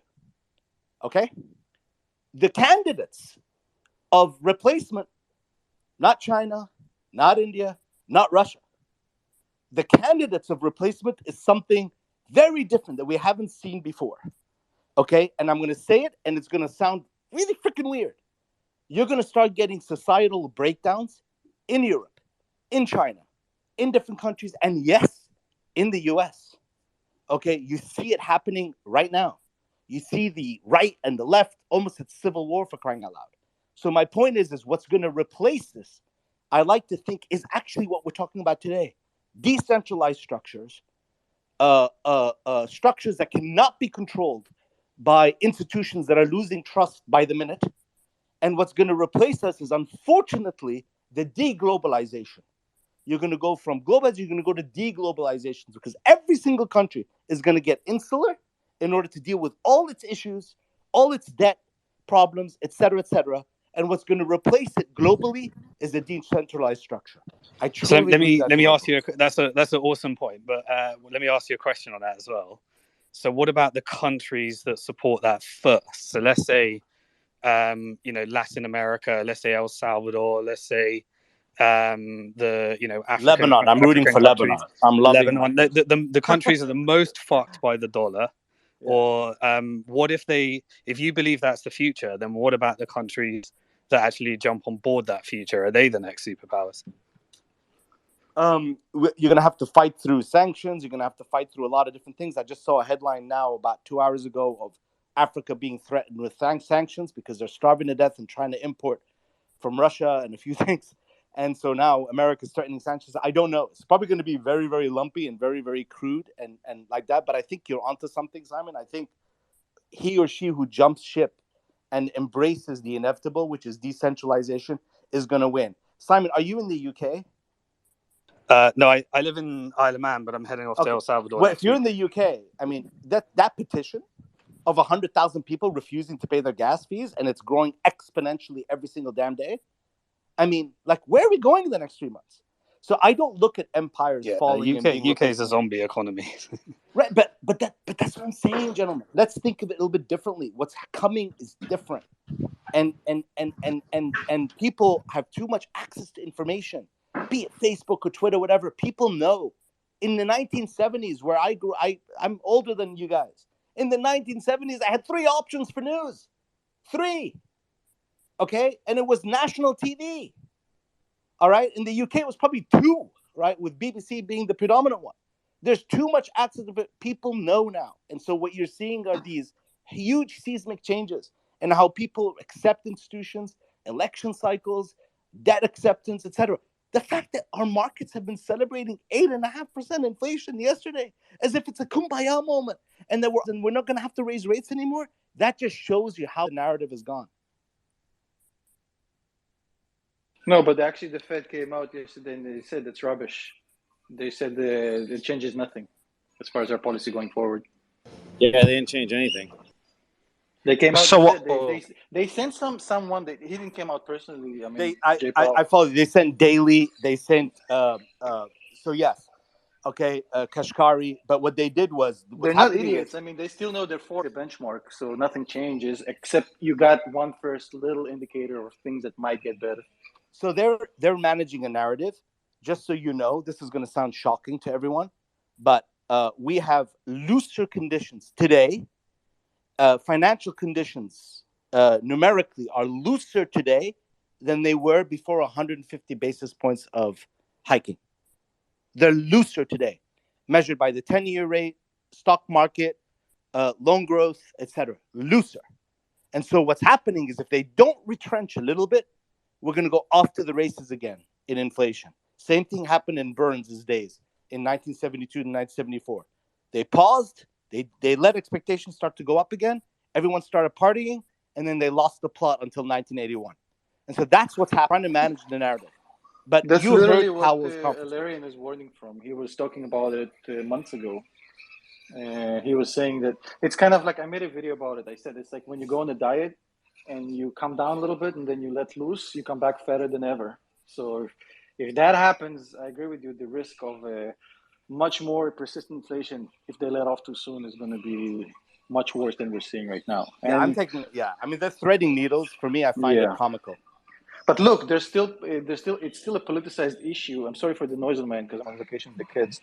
But it's a politicized issue. As much as you want to talk about the Fed as this independent, professional organization, it's still political, and politicians don't like demand instructions, and they'd love an opportunity just to, get some easy clout. So that's always a risk because, like, this question: if I would have told you a year ago, the U.S. government is going to change the definition of a recession, so just so they don't have to admit we're in one, you would have laughed at me, right?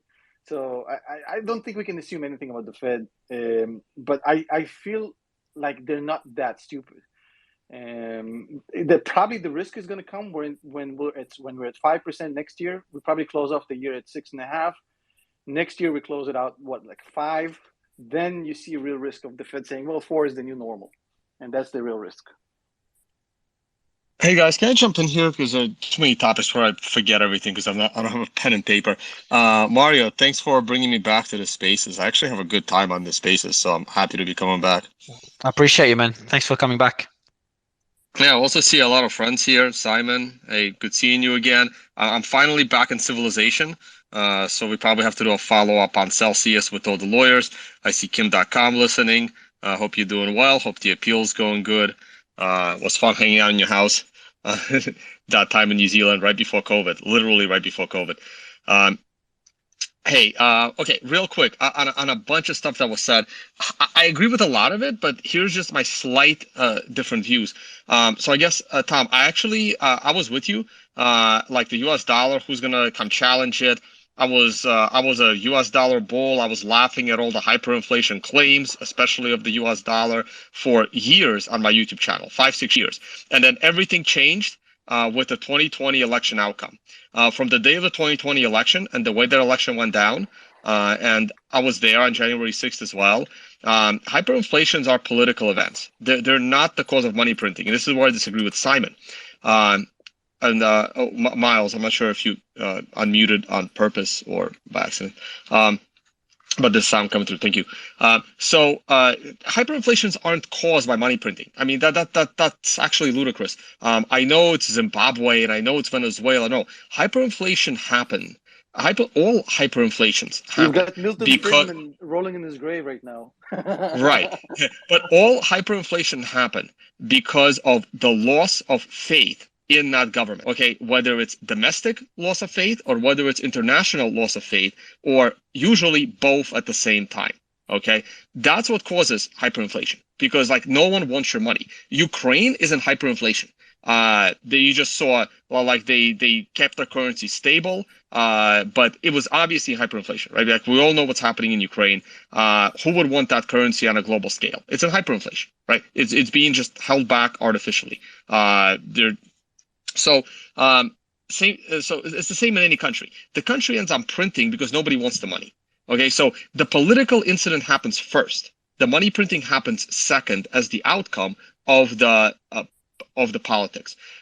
Now, I never thought this would happen in the U.S. until the 2020 election. So I do see U.S. going into hyperinflation because I see U.S. breaking up into multiple countries by the end of this decade. Maybe 2031, maybe 2022, but 10 years from now. Within 10 years from now, U.S. dollar will hyperinflate because the U.S. will break up. And that was said earlier, the Democrats, I mean, like you have the former president being raided by the FBI, for God's sakes. I mean, it's exponential. I'm almost ready to say, wow, not by the end of the decade, probably like by the next presidential term. Depends on what happens in the next election.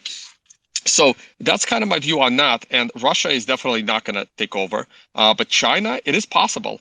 And I do like the India statement. I agree with that as well. I think India, if they got their shit together and stopped being so bureaucratic, they actually in a perfect position because they have some English common law, and they're a major neutral. They have a neutral stance and they want to trade with everyone. So India is in the best position. And I would rather have it be India than China. Plus, also So India that's for doesn't have damn a sure. massive demographic problem that's ruining its Right. economy like China does. Right. No. India, and I've said this also publicly, and anytime I say it to someone that's an Indian outside of India, they will laugh for like an hour. I mean, they think this is the most ludicrous statement ever. The people that find this the most Not at ludicrous all. statement are actually Indians outside of India. Not at all. Really? Because that's what I've got. I do spend a lot of time in India. With that, guys, I jumped in. Rather abruptly. I'll join you back in 30 minutes. I just don't want to miss a sentence in this conversation, but I have to. So see you back in 30 minutes. Thanks, and Cora. Tone, you're right about everything. The demography internally and the politics is getting together. Things have changed drastically for those who don't know in the last 7 years. And more so in the last 1 year. And India is pulling its shit together for sure. Thank you, guys. I'll see you back in 30 minutes. Thanks, Gaurav. Tone, you said something that's pretty, first for anyone listening, like everything we're discussing right now on a macro level will impact the crypto market. And I think we saw that as an example with everyone. Everyone in the crypto market is suddenly obsessed with inflation. Last year, no one even looked at inflation because they're understanding that the macro, any macro changes will impact the ecosystem. But Tony did say something pretty extreme, and I know this. I don't want to digress too much, but did you say the U.S. splitting into different countries? I think a lot of people would kind of disagree with that point. I think they'll find it a bit too extreme. Yeah, that's. I mean, we can have a whole discussion on that. But that's how I see it. I do see the U.S. breaking up. I don't know if it's going to be 2 countries. I don't know it's going to be 40 countries. I have no idea. Like if it's only 2 or 3 countries, and one of those countries is Florida, Texas, and everything in between, then that country has potential to be the next, global leader for another, 2 to 3 decades. But I also agree with what was said that it is going to be decentralized global world. and no single country is going to have the kind of control going forward the way the United States just had it. But I just want to throw a few more comments on that. I don't want to spend this whole time talking about, my views that the U.S. is going to break up, because that doesn't have that much to do with the crypto markets. But I want to I skip all the way back to the point that was made the moment I joined this chat. And you guys were talking about Bitcoin not being very decentralized because everyone is holding it on centralized exchanges like Coinbase and things like that. And I have presentations specifically on that, is that to me, Bitcoin is three specific unique properties. They are very independent, and people lump all three of them together as one, and that's why they have a hard time explaining what is going on. To me, Bitcoin has three properties. One is it's an unconfiscatable asset. That's why I own the domain. It's a very unique property that we've never ever had before. It allows you to store your wealth and now become a global citizen. Like it changes so much on a global perspective. I think it's Bitcoin's most important property. And wait till I mention the other two. To me, that is by far critical. When I left the Soviet Union, we were only allowed to leave with $100 per person. Like you can't leave with your wealth, right? You can, kind I of can attest shelter to it that. with some I tax had accounts. $400 in my underwear that my dad let me carry in 1990. Yep, So same thing. It was Tom, yeah, 1989 yeah. for me, like November 1989. So we I left still around the remember the same cats time. burning my fucking asshole, bro. At least you guys left with something. My family didn't have the time to escape, and they took everything from them, like every single thing. Like think about a winter coat that was taken. So yeah, Soviet Union was not fun Which for sure. which country was that, Irina? Soviet Union we're talking about. Oh shit. Yeah, so there's a lot of us here But from those times. Yeah. But Ton, my question to you, and first to the audience members, the giveaways are going to begin in the Discord. You have to make sure you follow all the speakers. Remember to do that. You have to retweet the pinned tweet on my profile promoting the event and tag your friends. You know the drill. And check all the pinned tweets above. We just gave a shout out to some of our sponsors, Real Faith Tribe. I think all of you know Faith Tribe and Wahid. They're bringing fashion to the metaverse. We're giving a shout out to, there's a project, actually it's an interesting project before we move to the next question to the panelists, Longevity DAO. I'm actually interested in this one. Some people like Wahid will probably find me crazy, but they're using crypto to just fund their research, and they're pretty open about it. They're launching NFTs to fund their research. And what they're working on is increasing lifespan, solving questions related to cryosleep and other things. So follow these guys. We've just pinned their tweet, longevity_DAO. I'm actually genuinely interested in what you guys have to do. I know you're going to be pitching later, but I'd love to win. I know you have one of your NFTs gives someone infinite access to your longevity. I think you freeze the body or something. I want to do that shit. So I'm genuinely being honest about it, and I pinged my team about it. But yeah, so that's another sponsor, and I think we got another sponsor is Tone's event, which Tone will tell us about in a bit. You join Discord, you follow the speakers, you tag your friends in the tweet talking about the event. We check all these out, and now we're going to give a code word to anyone listening. Remember, you have to collect 4 code words. If you win the prize and you don't know the code word, too bad.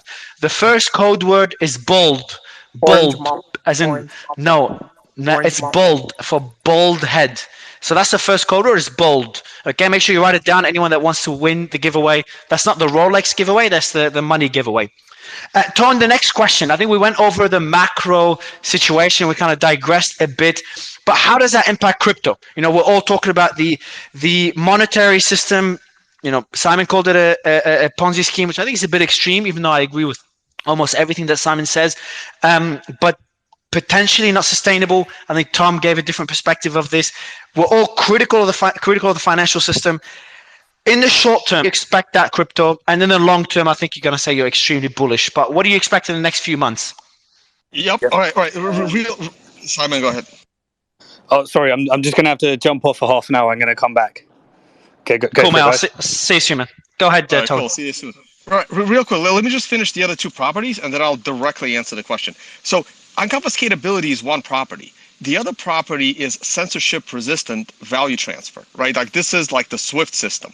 So it's what the money that you're holding and how you're holding it versus how you're actually using it. So being able to send Bitcoin from anywhere to anywhere on the Bitcoin network that's a completely different property of Bitcoin than having it be an unconfiscatable asset. So this is like the SWIFT system was able to cut Russia off. But when Cyprus confiscated people's bank accounts, now we're back at the unconfiscatability property. When the Greek banks in 2015 didn't let you use your money, it was a bit of both. It was they held on to your money, they wouldn't let you keep it, and they prevented you from actually using it. So those are two slightly independent properties. The third property is the fact that there will only be 21 million Bitcoins. It's hard money. It's just like gold, but better than gold because it has those first two properties where you can actually safely store Bitcoin without metal detectors confiscating it, and you can use Bitcoin. So when someone uses Coinbase or any other centralized service, they are not utilizing the first two properties of Bitcoin. Unconfiscatability, which to me is most important. Censorship resistant value transfer is probably third most important. And the second most important is the fact that it's finite money, okay? That it's hard money, that there will only be 21 million Bitcoin. So even if you are using Bitcoin through a centralized system, it is still better than the dollar because you're still at least you're using one of Bitcoin's three unique properties. In a perfect world, you would be using all three. And the way to use all three is to hold your own property and be your own bank. Now you're utilizing all three. But that's a lot to ask because, once again, Bitcoin is solving three of these problems at the same time. So you can't really like be angry at people if they're happy with one of those things, right? If they're just either a hodler and you're holding your own keys, you're utilizing unconfiscatability. If you are a user of Bitcoin, then and you're holding your own keys, now you're using two of the properties, and because and the more Bitcoin you have, the more you're on the Bitcoin standard, which gets you away from this hyperinflation and government's control of money. So this is why when people are angry that other people aren't using Bitcoin in the most perfect way, it's okay, just keep explaining it to them, and then as more Celsiuses happen, they will start to understand. But as long as they fully understand one of the three properties of Bitcoin, they're already on the right path. And then the next point, Tone, your expectations over the next few months. Are we, you missed a few things that a few of the panelists said. Gaurav, who's been in the space since 2015, mentioned that we weren't even in a bear market.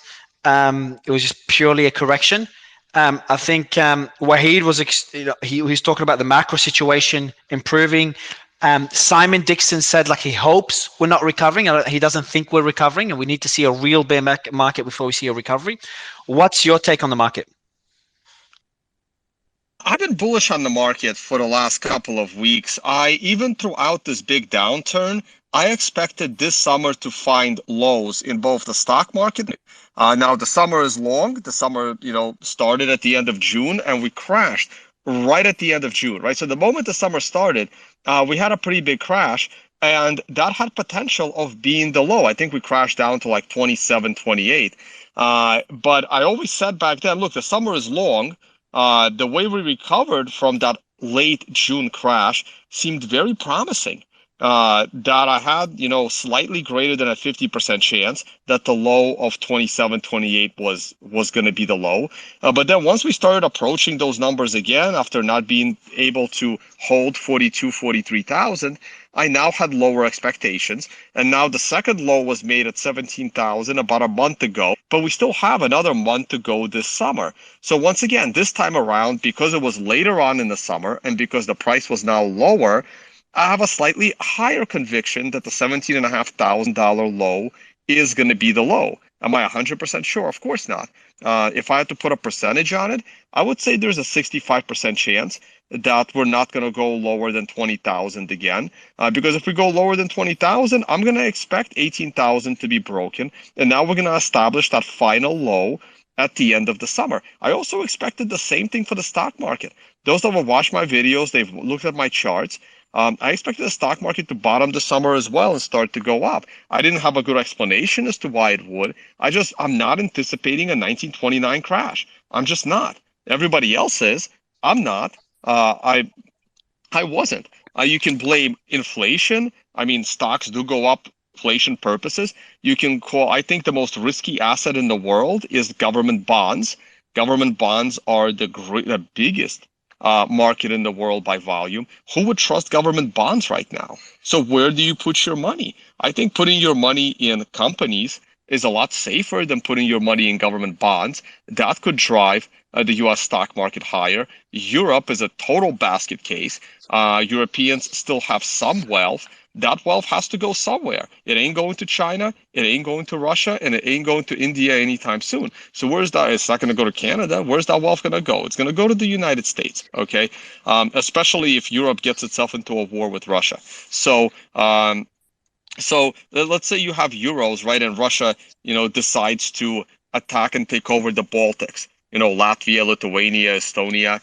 I mean, if you have euros, what are you going to do with those euros? You're going to run into the US dollar. So I am bullish on the US dollar. I'm bullish on the US stock market for like crazy side reasons. And Bitcoin has been very correlated with the dollar. And for the same reasons, I'm going to be bullish on Bitcoin. There's very little Bitcoin to go around. Another halving is coming. Bitcoin is finding its home with hodlers as these companies are imploding. So yeah, I am pretty bullish right now. Is it possible for Bitcoin to go make new lows? It's possible, but I'm in long positions already, and I'll cut those positions if we cross 20,000. I can't help but really approach this from my point of view, which is again longevity, private equity, long-term thinking. So again, apologies if I sound ignorant on the intricacies of what you guys are talking about. But I want to say a few things, which is that, as I said at the beginning, we are structurally short assets and risk. We have structural inflation. And I don't mean the shit that everyone's talking about the last 2-3 months. I'm talking about the huge amount of debt. So this is serious stuff. So we need to give people a tool where they can outperform structural inflation in order for them to literally afford food, make money, and have a livelihood. So for me, this is serious stuff. That pivots to my second point, which is that, I've been investing my whole life. That spans more than 30 years of investing history. And I got to tell you, my best performing company has been Philip Morris. And I previewed that in the last show, etc. And I always like to talk about Philip Morris, a very old, stodgy, non-meme, boring company, tobacco company, because it's actually the best performing stock in the world in the last 50, 40, 30, and 20 years on a rolling period, but never less than 20 years. Meaning there's always something really cool in the short term that outperforms it.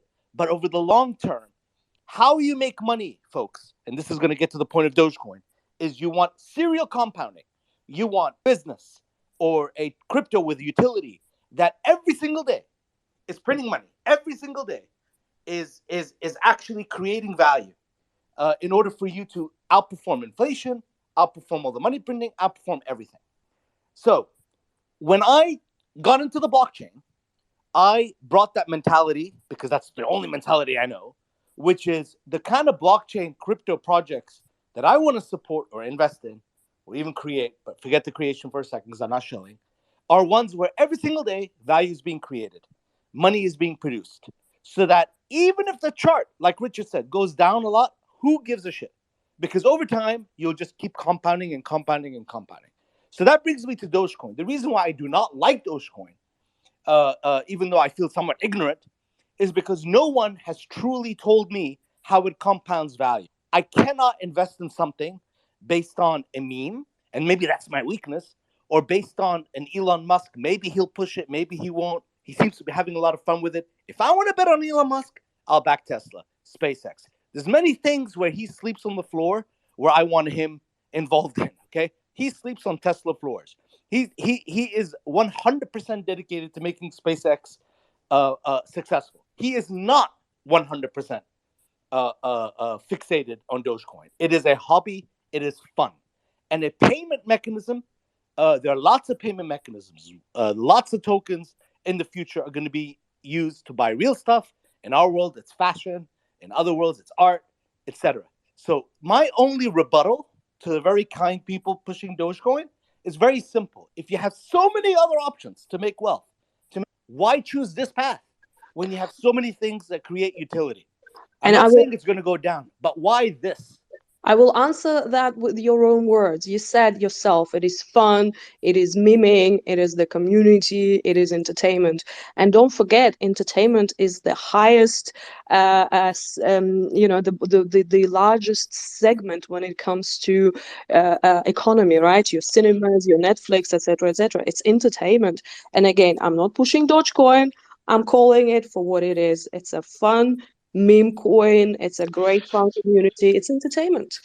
But would that you? cannot be a So reason to invest. yeah. We're It's done a better job than any Bitcoin maxi at actually driving people into Bitcoin, which is fact. If you look at the numbers, more people joined Bitcoin from Dogecoin because in 2021 meme economy blew up.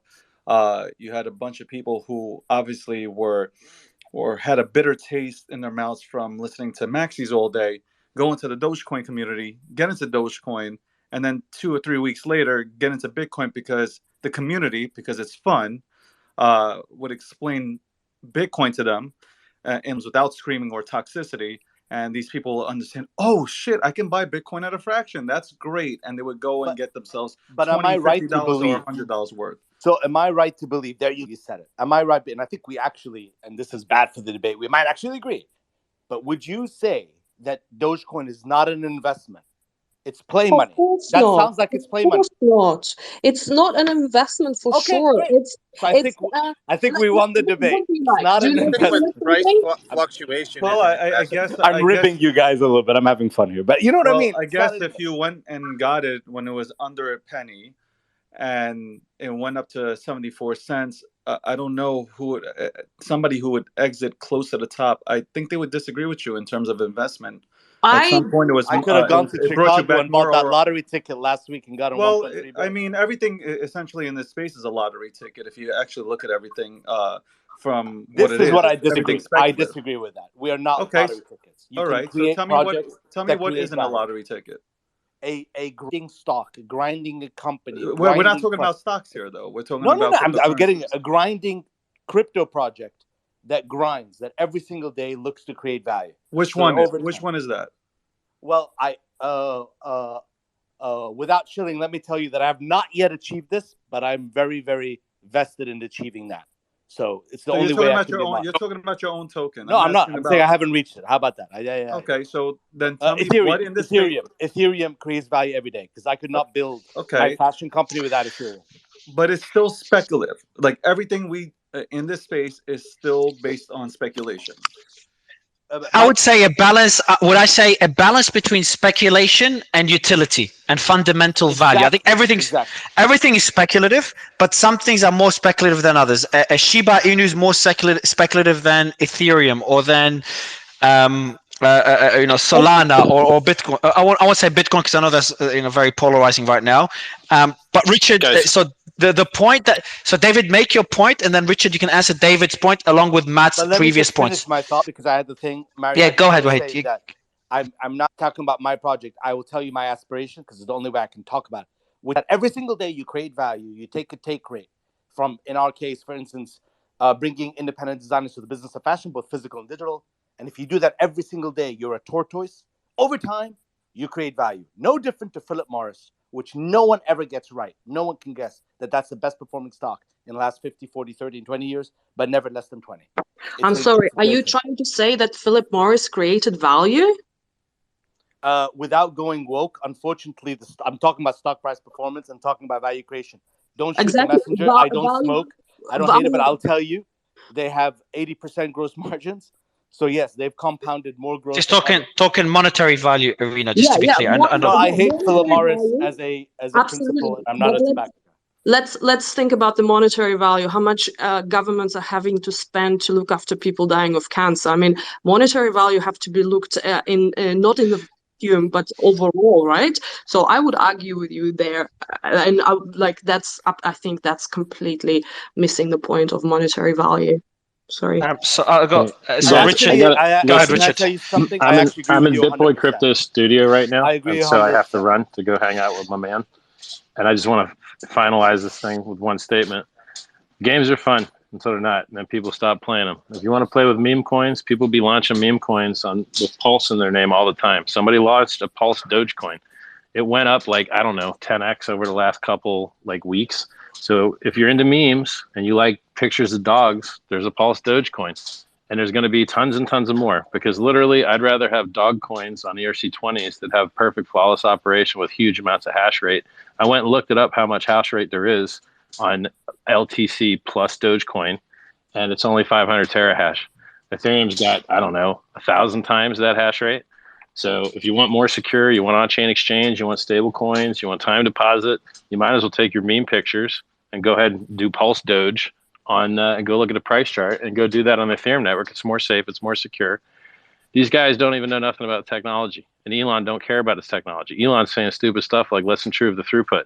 Throughput's fine. Let's lower the fees. Fees are fine. What you guys just need is more people to buy your bags. You don't even need better technology. Anyway, I appreciate you guys. I'm going to give you all a bunch of free coins. If you go to pulsechain.com, this is the world's largest airdrop. You can go play with your coins right now. You can go not get wrecked in the bear market, not trying to chase in the bear market, getting wrecked. Just go play with your free coins on the testnet.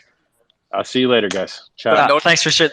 David, in turn. So one thing I haven't noticed is that there's no one's given me utility beyond Doge being used for Tesla. So that's the only point I'm struggling with. Thank you, Mariam. So is there like? Well, I look. Dogecoin has. We have to define what utility is, though. Like, we really have to define what we are defining as utility, because like the use case for Dogecoin right now to me is people are actually using it.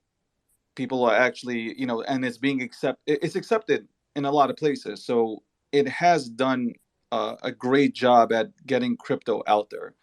And in terms of adoption, it's there. It's doing something. So is that a utility? I say that is. Like, it's doing something that, you know what, we've been having a hard time doing in this space. Now, has Ethereum kind of taken over with its ecosystem, with people building on top of it and people buying NFTs and all that stuff? Yes, absolutely.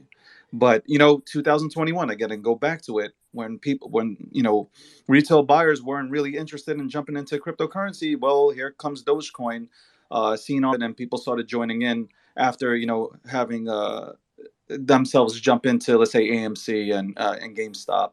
And then, seeing it on Robinhood saying, you know what, let's go into Dogecoin. Let's see what this is all about.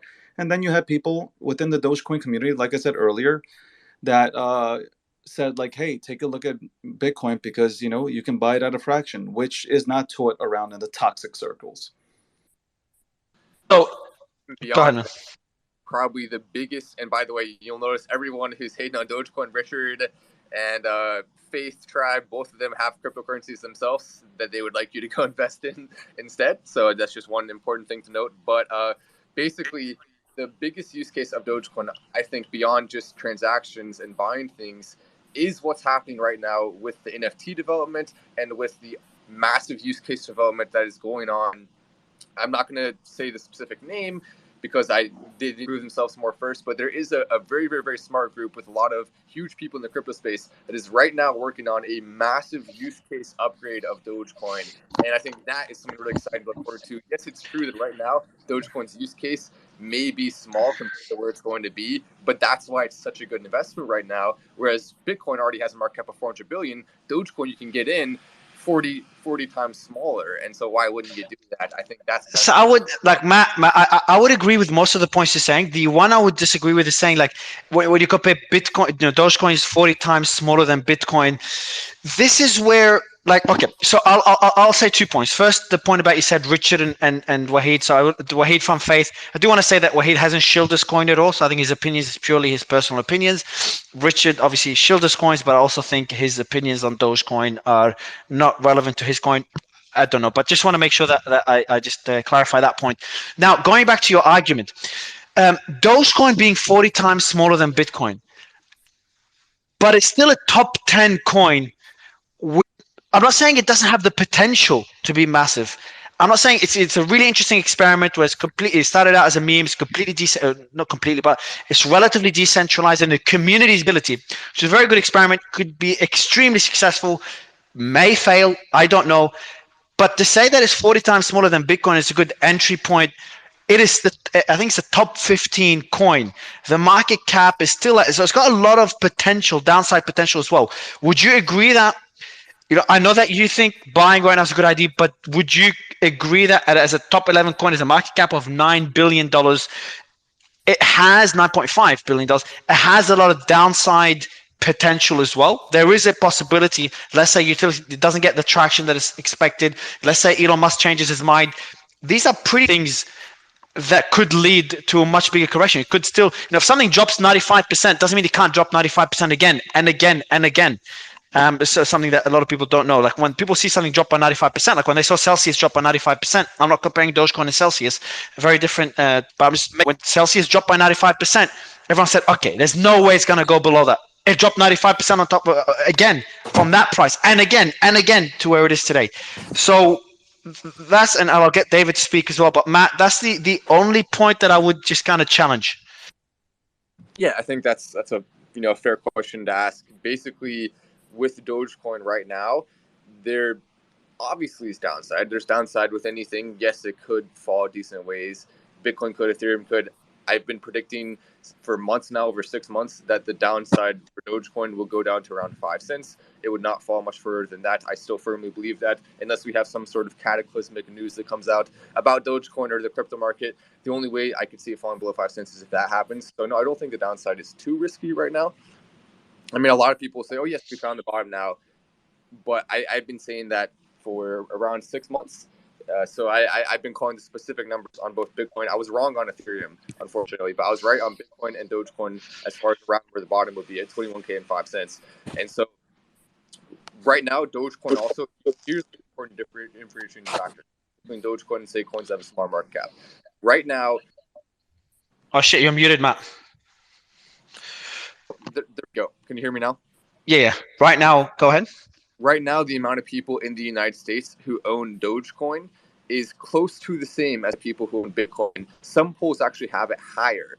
So we already have a lot of people who have some Dogecoin in their wallet.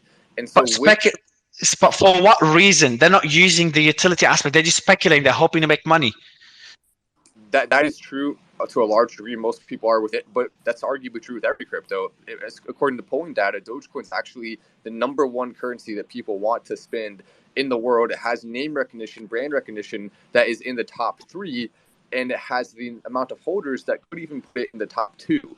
And so when you combine all those things, all it takes is one energy event for Dogecoin, like a moon landing, for example, which we're expecting to happen soon, and boom, all the stars can align, and we can see massive price growth just based on all of those factors that are hard to really replace with any other crypto.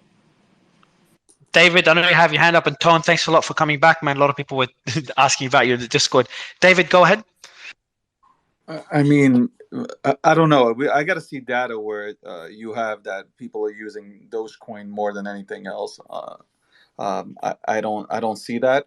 I really don't see that, and that's not a shot at Dogecoin. I actually appreciate what Dogecoin was able to do in terms of bringing more people into the space. So I can never shit on Dogecoin. I think it's a fun coin to go ahead and but it's fun. But it's fun until people lose it. Like okay. Yeah, so I'm not against. Yeah, so I'm not against Dogecoin. Just want to be clear. But when Matt says like it's 40 times cheaper than Bitcoin, and he calls the bottom, people make decisions based on this, and and that applies to all coins. That applies to Ethereum. That applies to Solana. That applies to Bitcoin. That applies to Filecoin. But Dogecoin hasn't reached that level of utility, at least not yet. And there's also another downside, Mario, which hold on real quick. I just want to say, go ahead, David. I don't see the whole building NFTs on top of Dogecoin. We have Ethereum for that, and second, we have Solana. And I know people will crack jokes on Solana, but there is a huge community that has and will continue to back Solana, and it will continue to grow. I'm not a Solana maxi. I'm just saying there is that community out there. You have Magic Eden. You have, OpenSea implementing Solana as a payment choice. They are building. So I don't see who's building on Dogecoin. I really, unless you can point that out to me that somebody is actually going to build an NFT project on top of Dogecoin. Yes, so that's a good point. There is actually someone right now who I'm not ready to mention by name yet because, like I was saying, they have to prove themselves more. But I think they will do that. But there is right now a group out there. But there's 0 people on building an NFT on Dogecoin, correct? No, that's not true. There actually are. That's what I'm trying to. But is it out there? It will be out there within the next few months. So it's not out there. So like my whole thing is like you're building on. It's the same argument when you get with like Bitcoin, like build on top of Bitcoin. When for me, forget NFTs and building Bitcoin on building NFTs on top of Bitcoin. I want Bitcoin to be focused on number one, stop harassing devs that have been a part of the project for 10 plus years and fucking trolling them, and focus on making sure that we can continue with this whole monetary policy changing system that we have as a narrative. Wahid, you were speaking? Oh, go ahead, Stacky. Sorry. No, I was just saying that. I would love. Go ahead, Stacky. I would love to see, somebody build on Doge, but I'm just trying to figure out how that's possible and if anybody would purchase that. Also, on the other side of that, a lot of children know what Doge is, so you got to remember that's the next generation talk about that, because no matter how old and stuffy we are in here complaining about Doge and shit like that, the young generation is what's going to decide what's best for the future. So the other day I'm on Roblox with my kids and they're like, oh, I'm playing the Doge game. I'm like, what the hell is that? What do you know what a Doge is? And they're playing Doge games and they're doing all these things with Doge. And then my daughter asked me for some Dogecoin the other day. So I'm like, how the hell do you even know that about Dogecoin? I don't talk about Dogecoin or, coins like that. But, that's just a point to, I mean, I'm a pessimist kind of, so I'm not a big fan of Doge, but the future is not with us. It's with the kids. It's with everybody else. So as much as we want to be all stuffy and shit about the tokens, they're going to determine what the hell they like. Wahid, I'll let you go then. Hector, right after Stacky. A very good point made. I think there's a lot of hate on the point that Stacky made. That is, those targeting that younger generation is a pretty hot topic. But yeah, go ahead, Wahid. Yeah, my kids are. I echo that. But I will just say that's crazy. The video, the video you showed me was insane. Like that viral song about Dogecoin. You mean the one that mental. My son showed you? Yeah, it's horrible. That's fucking crazy. Look, I'll say the same thing. I'm just going to say this, and hopefully it's taken the right way. So I learned a lot that Dogecoin built a great community and brought a lot of people to learn, and that's a very, very important thing.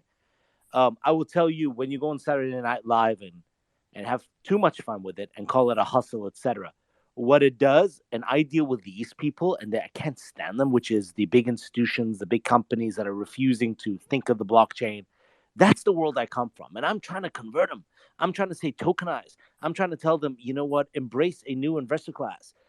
Think of the new technology. Think of the new way of transacting and creating value. And they, I kid you not, they point to Dogecoin repeatedly as why they wouldn't want to touch it with a fine-tooth pole. So I just want you to know that it's great that it builds a community, energy, young people, but there's also a drawback, which it makes serious people not think of our world seriously. But that's actually one of the best arguments for Dogecoin, because think about it. Do you want to have giant institutions coming in and dumping large amounts and controlling the market and putting that same spin that they put on the stock market and the traditional investment markets? Yes, I want Web3 to take over the world. Yes. Right, I want Web3 to be ubiquitous. I want a permissionless society. I want us all to be able to create value and share wealth permissionless, without some monkey on our shoulders deciding who makes what, how much money we're going to print or whatever. So exactly. I want. Yeah.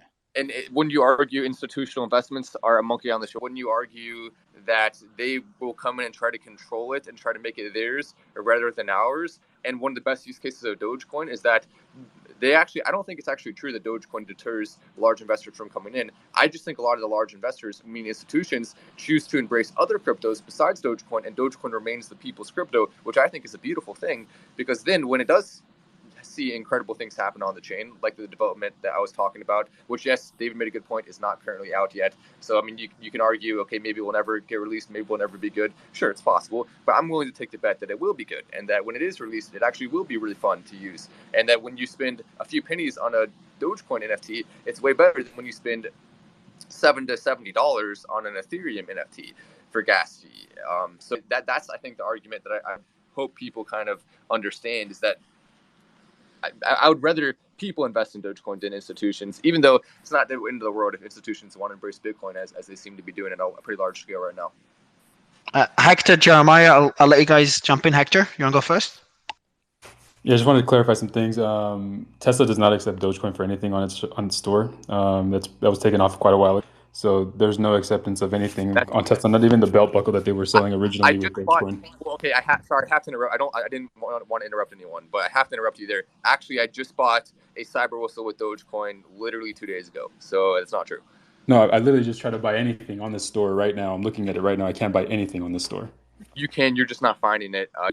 Can you please send me the link of what you're trying to buy? Because I can't buy anything. I try to buy a belt buckle. I try to buy a charger. I'm trying to buy a shirt. Can't buy anything. Who is that talking? I'm sorry. I can't see who. It's Hector. Identify you as a BSV individual, and they realize how much damage BSV has done to the whole crypto ecosystem. That maybe that has something to do with that. I'm sorry, you're trying to get my opinion based on what's on the store, but I don't think that's relevant to my argument. I think it's very relevant. It's very relevant. You said you can buy stuff with Doge. BSV has done so much damage to the whole crypto ecosystem. It's criminal. Yeah, I'm sorry. Again, I don't understand how that is there any relevancy to what's available on on Tesla using Doge. If you like to argue something else, that we can do that, but we're talking about Dogecoin right now, which also, if we talk about it a little more, roughly 51,000 transactions per day, which is less than Cardano, which is quote unquote vaporware. So no one's actually using it. Yes, and you guys have 5 nodes, which are barely. We could talk about BSV at a separate topic, which is a good argument to have. But go ahead, Hector. Hector was just talking about buying a belt buckle. I know. And go, Hector. So Hector, good one. 51K transaction, which is below Cardano. I'll let you continue. Sorry, man. Yeah, exactly, and also much lower than Litecoin, which is about 103,000 per day. And if we put that into context with like BTC, Bitcoin is roughly 250,000 on average. So considerably, no one's really using Dogecoin for commerce or transactions. Otherwise, you'd see it on the blockchain. So what's really happening, what we're seeing is that 99% of all the miners who are getting their money is coming from the subsidy, not from actual transactions occurring on chain, because there's only about 1,000 transaction fees occurring. So if you did have any sort of volume of people using it, your cost would go through the roof and increase very highly, because you can only limit to roughly 3.4 million transactions per day at max on Dogecoin. And that is at a risk of a 1-minute block time that you guys have, which is counter to Bitcoin, which is a 10-minute block time. So you have a much higher propensity to lose blocks in the sense of what is consensus, and have a lot of reorganization occurring between miners. And that could be a catastrophic issue at scale if you guys ever do, in fact, getting any sort of demand on your blockchain. So to say that you are actually being used for commerce in a high sense, I highly doubt that's the case, because your blockchain doesn't show it, and a lot of vendors aren't actually taking you seriously. But that's actually one of the biggest things that I would disagree with is a lot of people actually do want to accept Dogecoin. There was a poll recently done that a lot of the top companies are planning to accept crypto. They did not specify that Dogecoin is going to poll based on 2,000 executives. And I'm 90% sure it's real. I actually don't know. I can't verify 100% it's real, but I saw that in an article like a few months ago about a month ago that I talked about on my show. And it was saying of the 2,000 executives they polled, around 75% were planning to accept crypto. I imagine a lot of them would want to accept the crypto that literally by polling data is the number one people want to spend. Of Cardano transactions, most of those are not people spending it. I've never really heard of anyone spend Cardano on anything in terms of transaction. Most of those are just on-chain specific little things that make the numbers look different, when in reality, in terms of actually being spent to buy items and physical things, Dogecoin is one of the top cryptocurrencies in the world by far. And also, again, yes, you can still buy this cyber whistle on the Tesla website using Dogecoin. If you want me to send you a picture, I'm certainly happy to do that. But yes, Dogecoin's still being accepted. They also, for Hyperloop tunnels under Vegas, under LA rather, are also accepting Dogecoin for ticket prices. They're still doing that. And for SpaceX merch, that's coming soon. Hasn't even been initiated yet, but Elon Musk said he's going to do that. And I think that will really set the pathway. A lot of companies will follow in those footsteps, accepting Bitcoin, Ethereum, and Dogecoin as the primary cryptocurrencies, with maybe a few more out of them. Yeah, I'd love to see someone send me a link of something I could possibly buy. I'll buy it right now. Try to go acquire some Doge using that. Or maybe you can, Matt. Maybe you can tweet it and just tag me and tag. Or we could just look at your profile, but tag Hector. But yeah, so Jeremiah, I'll let you jump in, and then I know Stacky wanted to speak, but Jeremiah, you've had your hand up for a while, man. What's up, Jeremiah?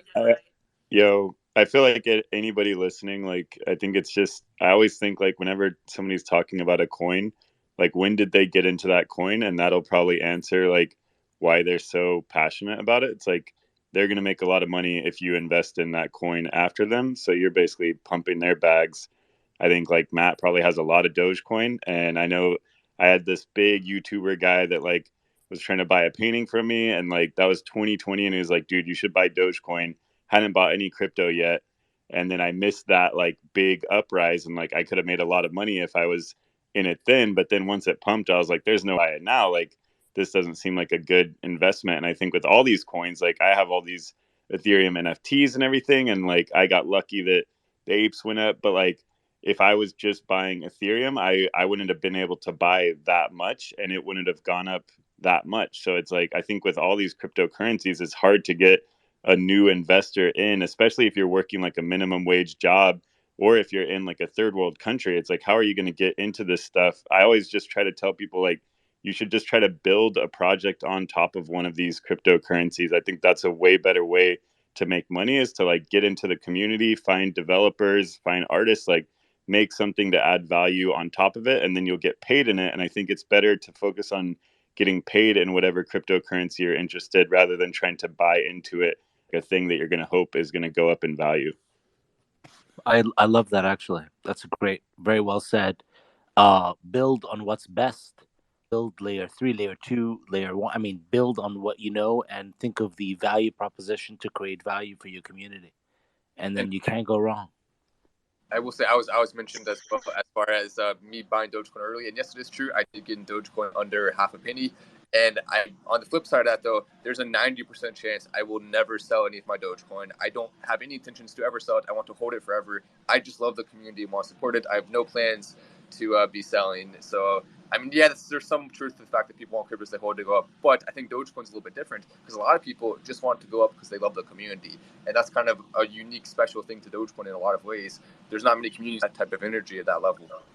I don't think that you would keep all your Dogecoin if it went up and was enough of a upsell to, like, make a lot of money. I think if you're talking about community, also with any of these communities, another thing I talk about with NFTs is, like, you don't even need to actually buy something to be a part of a community. Like, you can just be passionate about it, and you can make memes around it. You can talk to people. You can, like, add to a conversation. You don't need to buy any of their token or any of their NFTs to actually be involved. It's like, community isn't just because you guys all own the same thing. I think it's a lot more than that.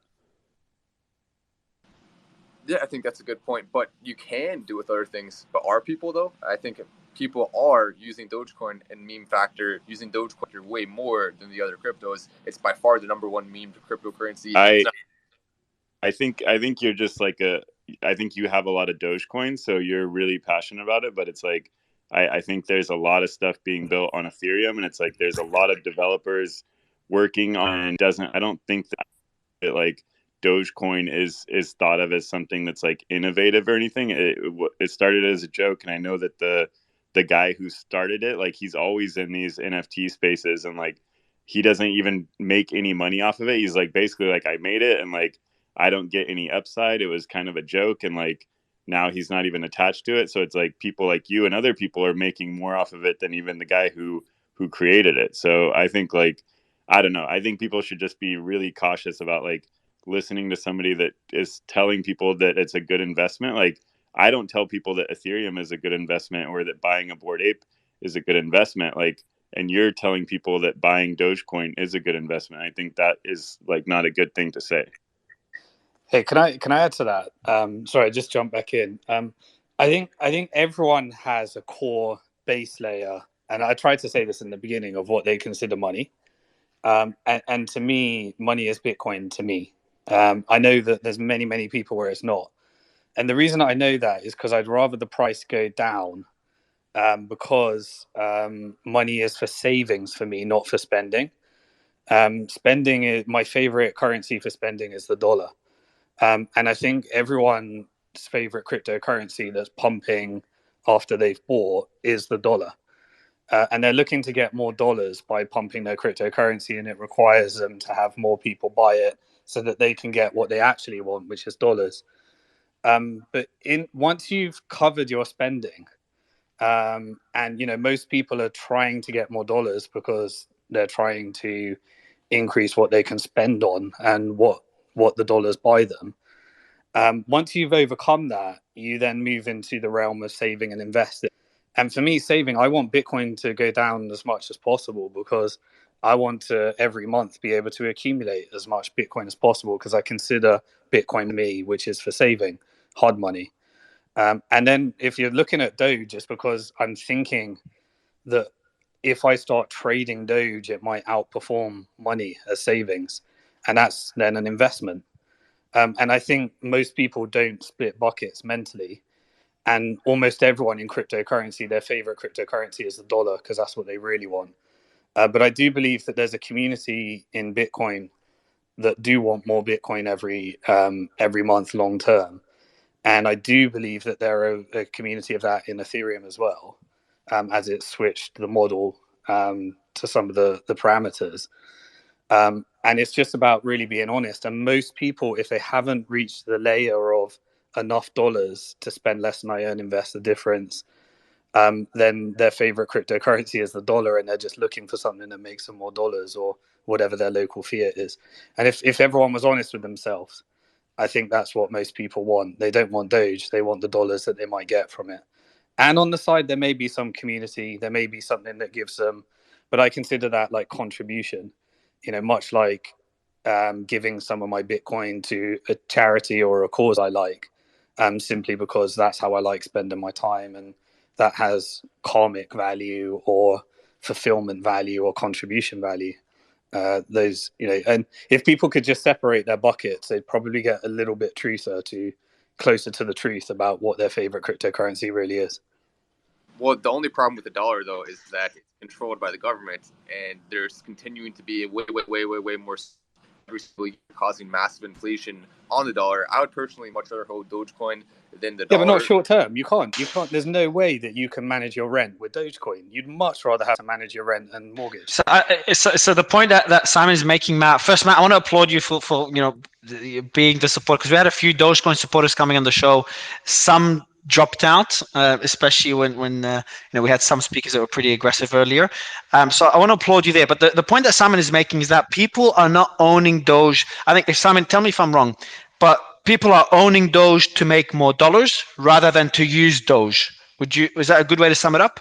Yeah, you can't use even Bitcoin. It's impossible. The brokest people that I know over the last decade are people that earned in Bitcoin and tried to pay their rent and mortgage in Bitcoin, and they didn't get on the right side of trades, because it's virtually impossible to manage your life in a cryptocurrency unless the cryptocurrency is denominated in the same as your expenses. So if your rent is dollars and you earn Bitcoin, then you're a gambler and a trader, and you may not be able to cover your rent based upon market forces you can't control. It's the same reason why you don't get an offshore mortgage in a foreign currency, and if you did that in Cyprus, you got wiped out. Simply because managing currency risk means you have to be a trader or you have to be a hedger in order to manage your life. So go ahead. Sorry, go ahead. Yeah, go for it. Sorry. Okay, yeah, I actually have the perfect response to that. So the other day, I was getting a haircut, and I was thinking, I was talking to her a little bit. She was telling me she's invested in crypto some in the past, and I said, hey, well, what if I tip you in Dogecoin today? And she was like, yeah, I'm down for that. So I went on her Coinbase. I literally sent her Dogecoin from my Coinbase wallet to her Coinbase app, and all she has to do is then take that, put it in her bank account. So by simply asking, hey, can I pay in Dogecoin, a lot of people will say yes. If your landlord does not and you have a lot of Dogecoin you want to pay in that, I would say go ask them if you can pay in it. That's why we're early on. I get tipping. Tipping's great, but imagine if you don't have enough Dogecoin to cover your rent because the price went down and you're denominated. So they're not going to say your rent costs this much Doge because no one's willing to take that risk. They're going to say your rent costs this much fiat and you can give me enough, whatever the price may be. You take the gamble. We're not taking the gamble because I won't be able to manage my life around that. You can't manage your life around volatility. You have to have one denomination, unless you've got the funds to do it and you've got enough fiat to do it. I mean, but that's against all cryptocurrency, not against Dogecoin specifically. And that's my point. My point is that people really want dollars once they've got to a certain level. Then they start thinking about money and savings. And then I think you're only into one game, which is Bitcoin at this stage, and investing in things that may or may not be securities that may make you more or less Bitcoin. If people really looked at it, but people are so used to the fiat world of inflation that they don't know what a world is like where money's hard, because none of us have ever lived in one. There used to be a world where you didn't need to buy real estate in order to save. You could just hold hard money. That's one of the problems. You're saying that you're trying to make an argument for fiat currency, but arguably fiat currency is the most risky. The dollar is a little bit safer historically speaking in some places, but now even that, spending trillions. I mean, they're going crazy. Short term, for managing your expenses, there's nothing better than the dollar or dollar denominated stablecoin. Until the government starts printing so much that it literally totally destabilizes. Yeah, that's why it's not money, so you shouldn't save in it. So Richard, can I? I love it's Simon. It's Simon. Simon Dixon. Sorry, Simon. Oh, God, Richard is all over. And Tone. Yeah, I don't blame you. Tone, I know you have your hand up. I'll let you go right after Wahid, Tone. But go ahead. Yeah, I'll jump in. I'll jump in after. I'll just say, Simon, that I agree with you 100%, except for in half the countries around the world. I live in a country where crypto is 100% money. Yes. If you live in that country, yes. Yeah, I agree with you there. And it is 100%. And in the context that the whole world's going to go that direction, if you believe that, then it will be money. Yeah, no, you're there. If your fiat currency is more volatile than Bitcoin, then Bitcoin might be a net improvement. But most people in Venezuela want, if they could, dollars, but there's too much censorship there. And so therefore they need something that they can own, that they can spend, and also has the fixed supply and properties. Right, but Simon, it's not chump change. I'm talking about 25% of the world's population. Of course, I'm counting Africa. Yeah. If China, and that's why I see a leap. Sorry to interrupt. Go on. No, that's it. It could easily flip to more than 50% of the global population. So. Yeah, and that's why I think that these countries are the most interesting countries, and that's where the adoption comes from, and the potential to leapfrog is where I think the next few decades should be spent. I think that's really, really exciting to see this leapfrog moment, and I think Bitcoin gives that potential. So I wanna just before I give you the mic, Tone, the Dogecoin community. I'll give you one big pro. Now I think I was a bit critical of the utility of Dogecoin and the valuation relative to where the utility is in its maturity. But I do want to give you props. Your fucking community is insane. Like Discord just blew up, Matt. That's probably the biggest growth we saw on Discord, and just doesn't stop going. So I want to give you big props there. I know a lot of people are wondering about the next giveaway. So the next code word is lake. So anyone listening, you have to make sure you write all 4 code words to win the big giveaways. And there's going to be another giveaway given away on Discord in a few minutes. So make sure you're on Discord and make sure you remember both code words so far. There's been 2 so far. Hopefully someone will mention them on Discord if you missed them. Tone, I want to give you the mic, comment on what's been said so far. And I've got a question afterwards if you don't mind, but I'll let you comment first. Sure. I've done a bunch of stuff. So I was there when Dogecoin launched. I was actually friends with Jackson Palmer, the guy who created Dogecoin. Hung out with him a few times back in those early days. So I'm pretty familiar with the life history of Doge. And I know I missed the beginning of this debate, whatever it is. But there's always 2 things to anything. Oh, real quick, Simon, I almost agree with you again. But you know how you said your favorite currency to pay people in is dollars?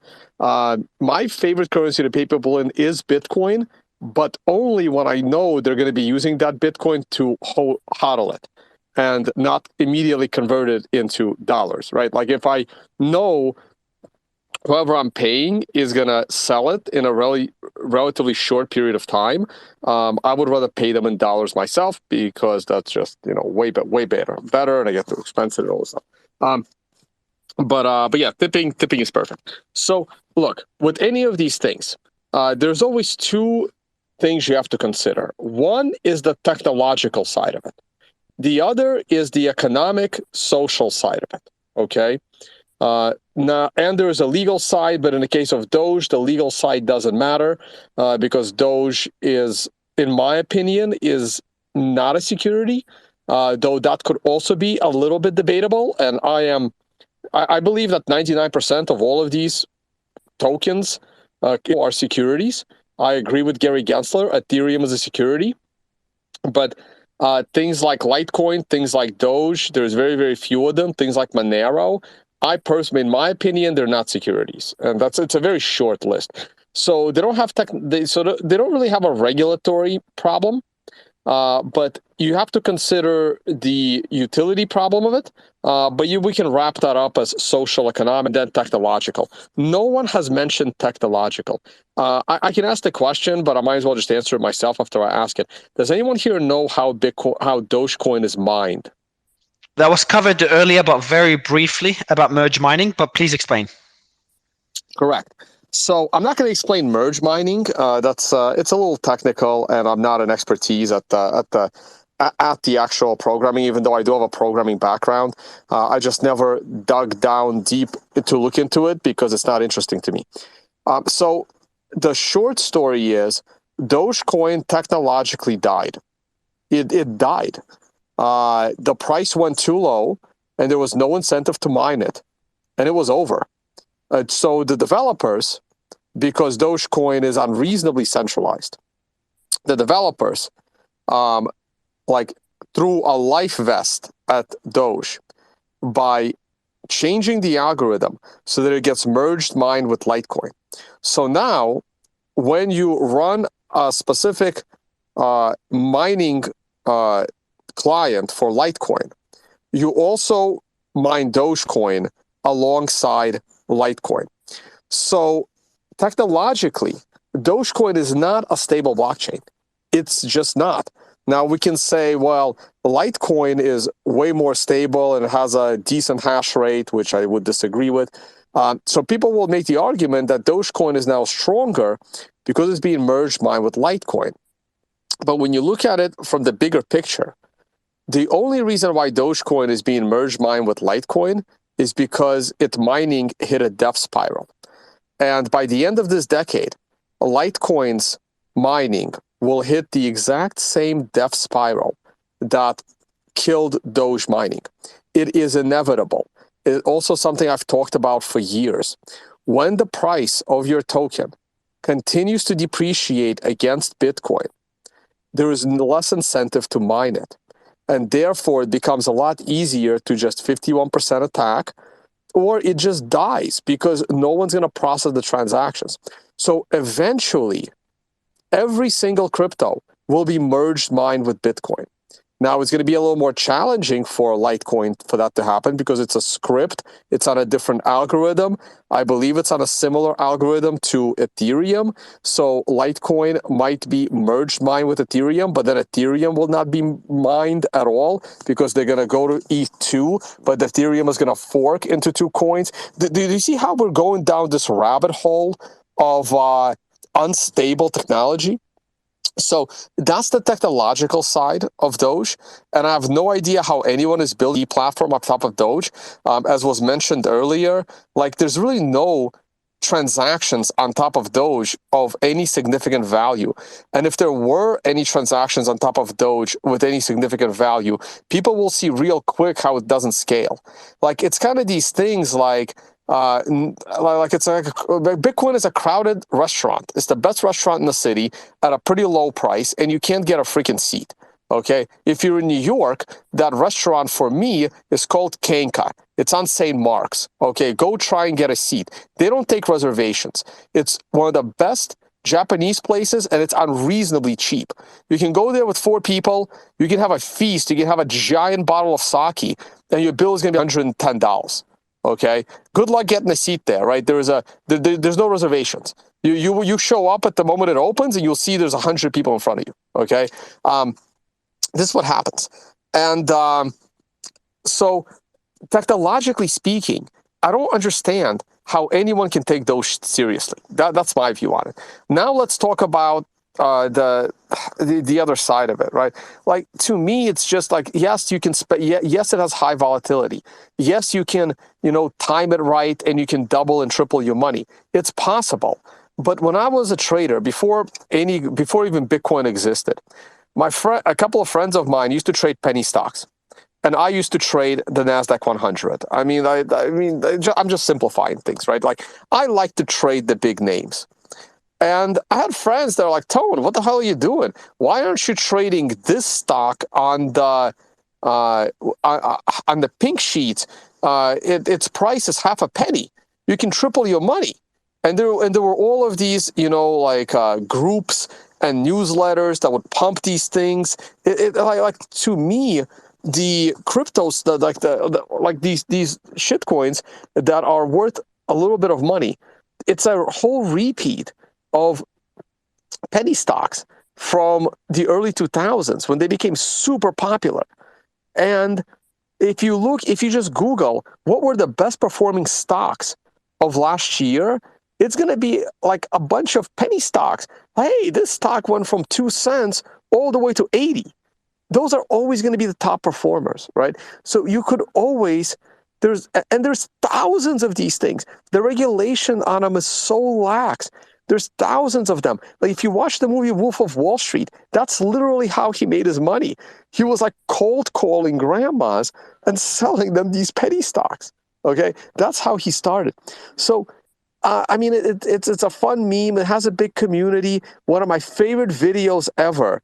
Like, you have to Google it. Mario, I'll send it to you. If you just go to YouTube, if you're in front of a computer, I'm going to do it right now. It's called Doge Party NYC. I was there.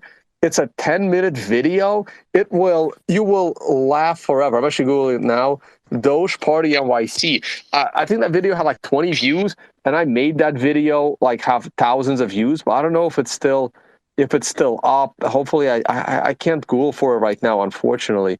It doesn't come up. Doge Coin Party NYC. Oh, there it is. Found it. Dogecoin Party. No, it's a time lapse. Shit. But that was the party, and I was there. Is it here? I gotta find it. Maybe if I find it, I'll send it to you.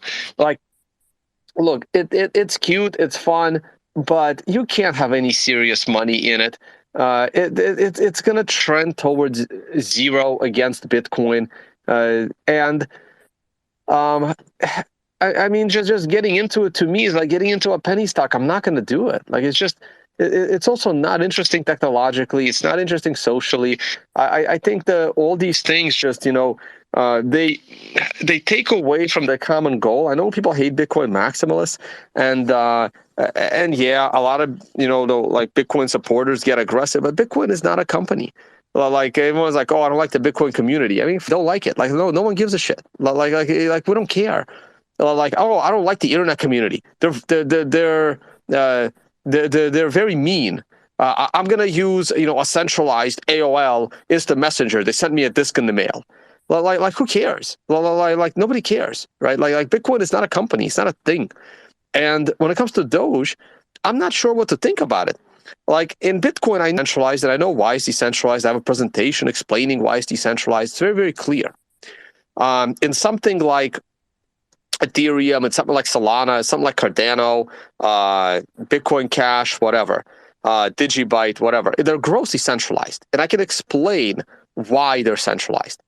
When it comes to Doge, I can't explain why it's centralized, but I know it's not decentralized. So it's in this weird limbo stage where I can't explain it. I don't know what's going on under the hood. And if you don't know something, like, you just stay away from it. And nobody really knows, because when Dogecoin kind of died, no one knows who has the majority of the Dogecoin. And not that it really matters who has the majority of Dogecoin, because it's not a proof of stake system. It's still a proof of work system, but there's so much coin and its market cap is still so high. You're making someone a trillionaire. And it's weird when you don't really know who that is. At least in Bitcoin, you kind of know who it is. One of them is Satoshi, but you know he's never going to spend it. And when people say that, oh, so much Bitcoin is concentrated in so few hands, but those are grossly lying statistics. I know Richard Hart likes to say that as well, because the biggest Bitcoin wallets are holding Bitcoin on behalf of thousands of people, tens of thousands of people. But in Doge, you don't know. Well, like you just don't know. There's just way too many question marks. Well, but that's no, the thing. You don't. You just made No, a you good don't. You know Bitcoin has a ton of massive whales that hold large amounts. With Dogecoin, there are not very many large whales that hold large amounts. There have No, not it's been. not true. No, it's not true. You don't know. No, you don't know. You don't know who bought.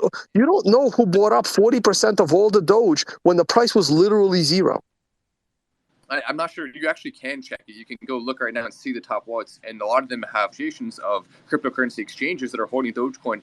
The largest wallet of Dogecoin is actually Robinhood currently, and they also have a couple of the other largest wallets in the top 10.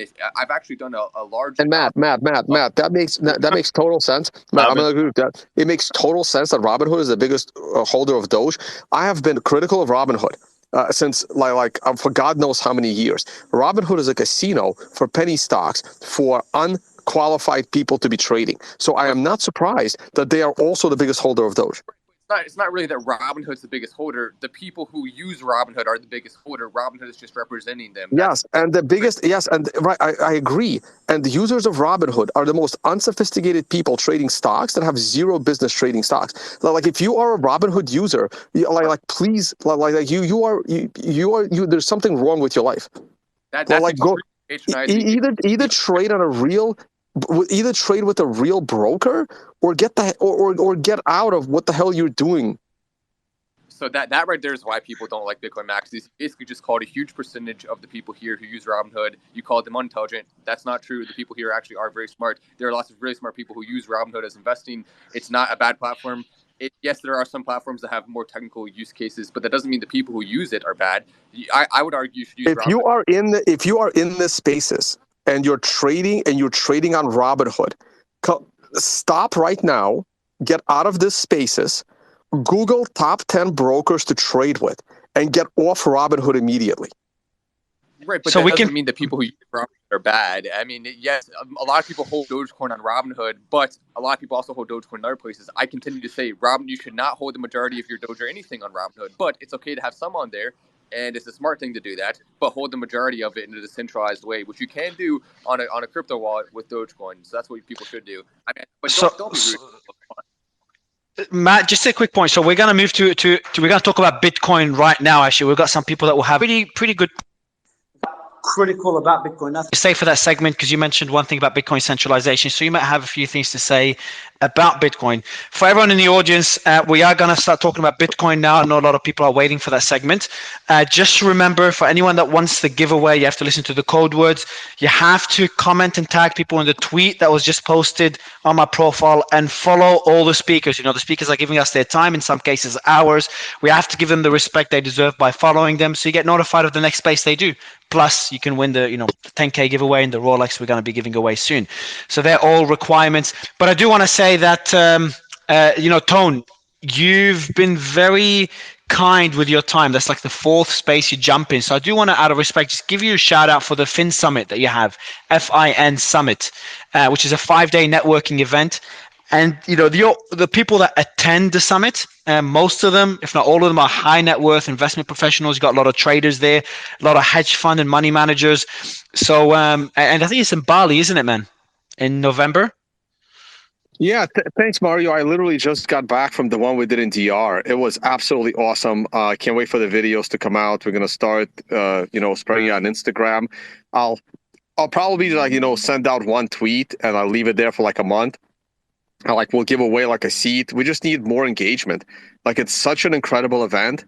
And the event actually ended up in the Dominican Republic, but it was incredible. And hopefully Bali will at least, make a little bit of money. I don't want this event to die out. It is so good. We had, 50 high net worth professionals. The problem is the crowd that I attract, they expect to be paid to come to places. They don't expect to pay to attend.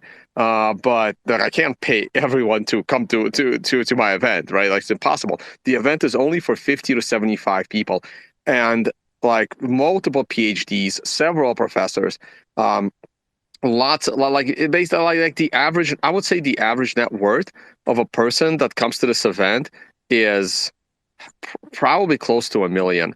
And like, this is why I don't try to make these events too public. We don't really announce what venue the event takes place. So we just send that in an email after people register, which hotel, like what the details are. It is generally open. I always try to get on a Zoom call with people.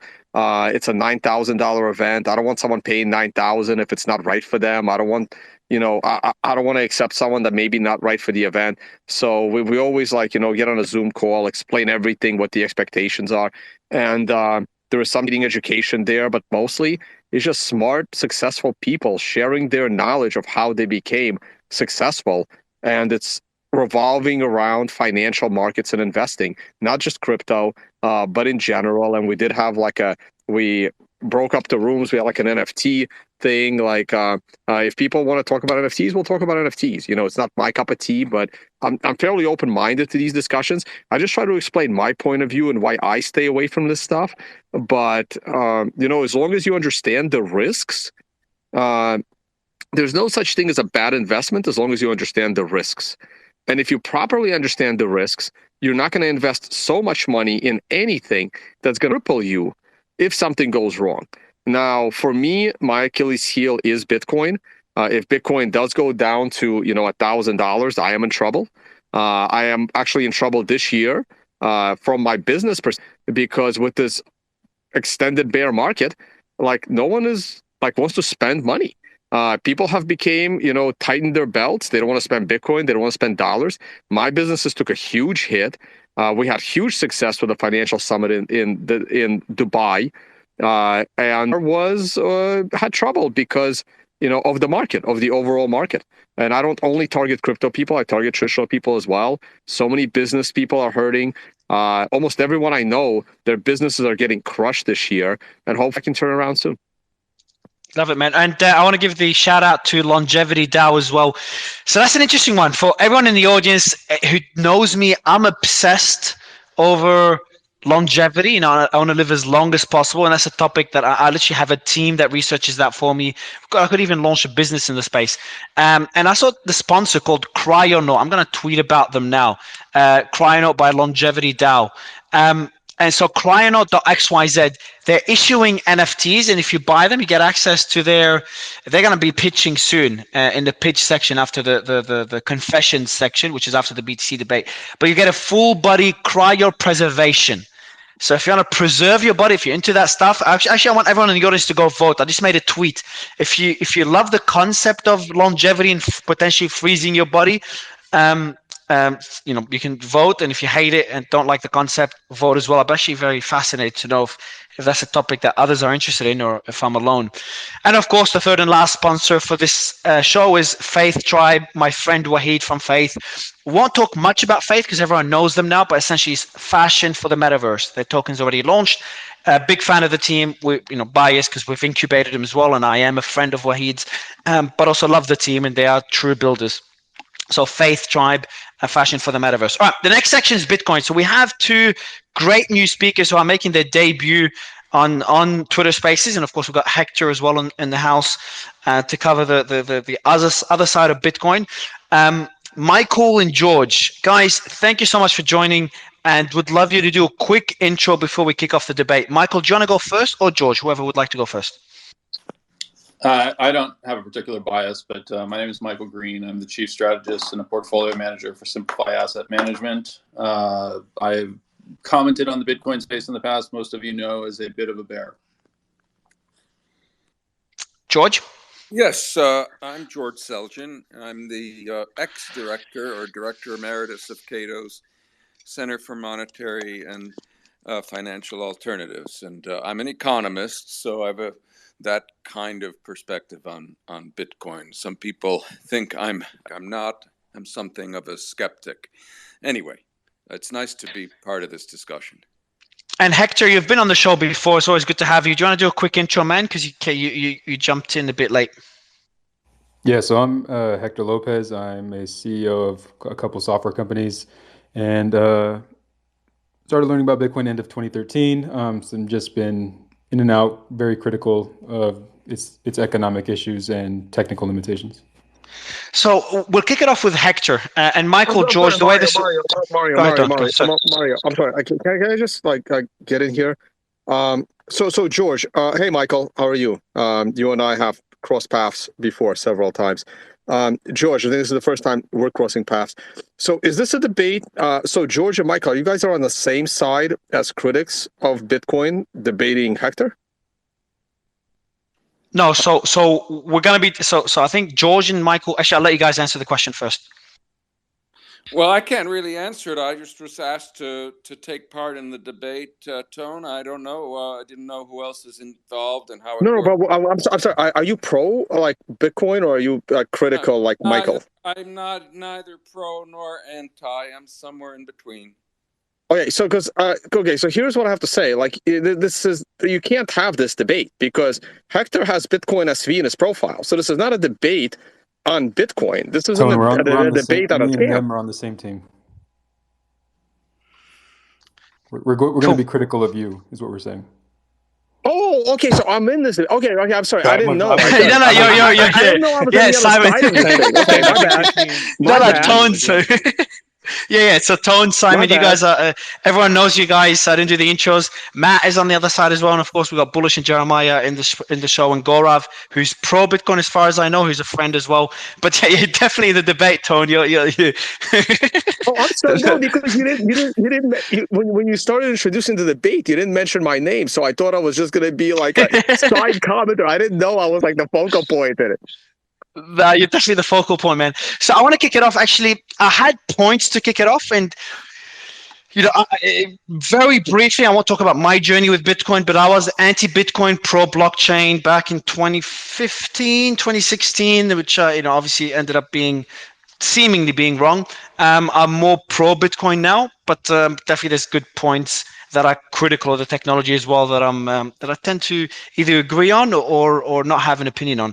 But Hector, I'll give you the mic maybe to kick it off, because you were debating it in the last show, and I think a lot of people enjoyed the points that you've made. And you've got Bitcoin SV in your profile. So Bitcoin BSV is a term that we understand because we've been in a while, but people new in the space I don't think they even know about Bitcoin Cash. So if you can give a general overview to audience members, and especially people new in the space that entered in the last 2-3 years, Bitcoin forking, Bitcoin Cash, Bitcoin BSV, and then your thoughts on Bitcoin. So sorry, real quick, I just want to make sure Simon sticks around because I may need a little bit of, I don't mind a little bit of help. So sticking around, Simon? I'm here.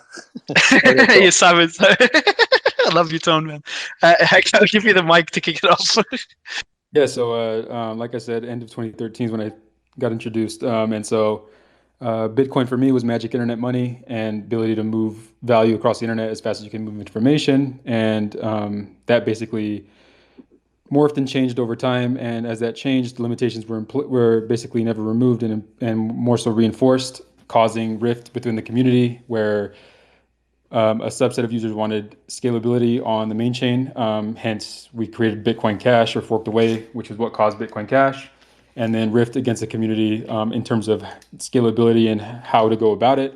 Create a rift again, which is what to Bitcoin SV. So I am a supporter of economic freedom for people and allowing everyone to basically conduct their own business in whatever they seem fit in any sort of country and capacity and amount of money that they want to transfer, and have no just to being able to use the Bitcoin properties that everyone touts as possible today. So that is why I'm very critical of BTC, because its limitations technically cause economic issues on its system, which in the end, it is an economic system that if it does not fix, it will die because it can't support itself. So those technical limitations at a high level are 600,000 transactions maximum per day possible on the layer one. And if you offset those to layer 2 and subsequent layers, you are still subject to the layer 1 capacity because you need to move through layer 1 to allow that money to be transferred over. And as once you offset that money into layer 2s, you are basically sucking money away from the miners, who are the ones securing your network and processing transactions. So therefore, that is slowly killing the economic part of the system. And so that's my high-level take as to why I'm very critical of BTC today. So just quickly, Michael and George, anytime you want to speak, you need to put your hand up. It's a feature at the bottom, or you can just unmute and speak whenever you see fit. Hector, do you want to just explain to the audience members before I give the mic to whoever would like to speak next, and you can put your hand up. The forking of Bitcoin to Bitcoin BSV and Bitcoin Cash. How does forking work without getting too technical? Because a lot of audience members don't understand the concept yet. And what was the issues that a lot of people in the Bitcoin BSV and Bitcoin Cash, including Bitcoin Jesus himself, Roger Ver, what were the concerns they've had with Bitcoin? And Roger Ver was a very vocal supporter of Bitcoin Cash. Yeah. So Roger Ver, he's been very vocal in the very early days and instrumental to the adoption of Bitcoin. His whole goal was he was one of the primary merchants in the early days in accepting Bitcoin, and what he wanted was the ability to continue to accept Bitcoin without incurring high costs. And high costs would come in when there was a high congestion point in the network, which we saw in 2017, where transaction fees were roughly around $60, $65 per transaction. And so to limit that or offset that, what you need to do is you need to increase the throughput capacity of the blockchain. So right now, like I said, 600,000 transactions can only occur on the layer 1 per day today. And that is because there's a 1 megabyte limit on that, which is a very cap that's basically being hit right now at 1.2 to 1.4 megabytes. And you still have capacity to roughly 300,000 more transactions because of SegWit that allows for a dynamic weight of data. But at limitations, you're maxed out to 600,000. So Bitcoin Cash, its goal was to just increase the block size limit so that it allows more freedom for people to transact and not incur a high cost. And after that, there was rift into the continued scalability of whether or not it should be on the layer 1 and increasing the block size. BSV led on the idea that we should continue to increase the block size. And today, BSV has the largest blocks out of all the proof of work chains with a world record of 4.2 gigabyte blocks in a 10-minute window.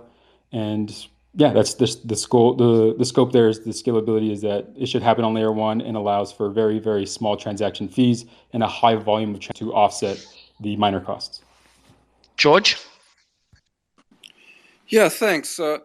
Well, I said before, I come at this from an economist point of view, and those remarks make me want to point out that I really don't think that the problem with Bitcoin, that the problems it faces are fundamentally technological. I realize that those issues exist, scalability and such, but my concern or my skepticism has to do with the unlikelihood of Bitcoin becoming a widely used medium of exchange, not so much because it's costly, and I do recognize that there are possibilities for reducing those costs. And some purposes, they're already very low with off chain and that sort of thing.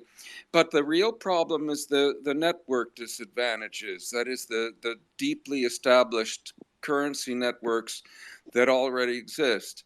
So it's one thing for Bitcoin to take off as a currency, not as an investment, but as a currency in situations like that of Venezuela that was mentioned before. And its role in such situations is, I want to emphasize, is exceedingly important. But when it's up against things like the dollar particularly, I should say, and other less basket case national currencies, it's got a very long road to hoe. I think I think El Salvador is a good example here. If ever a government is going to do everything possible, and I think in some ways more than it should have done, to try and kickstart Bitcoin as a local everyday currency, then El Salvador's tried.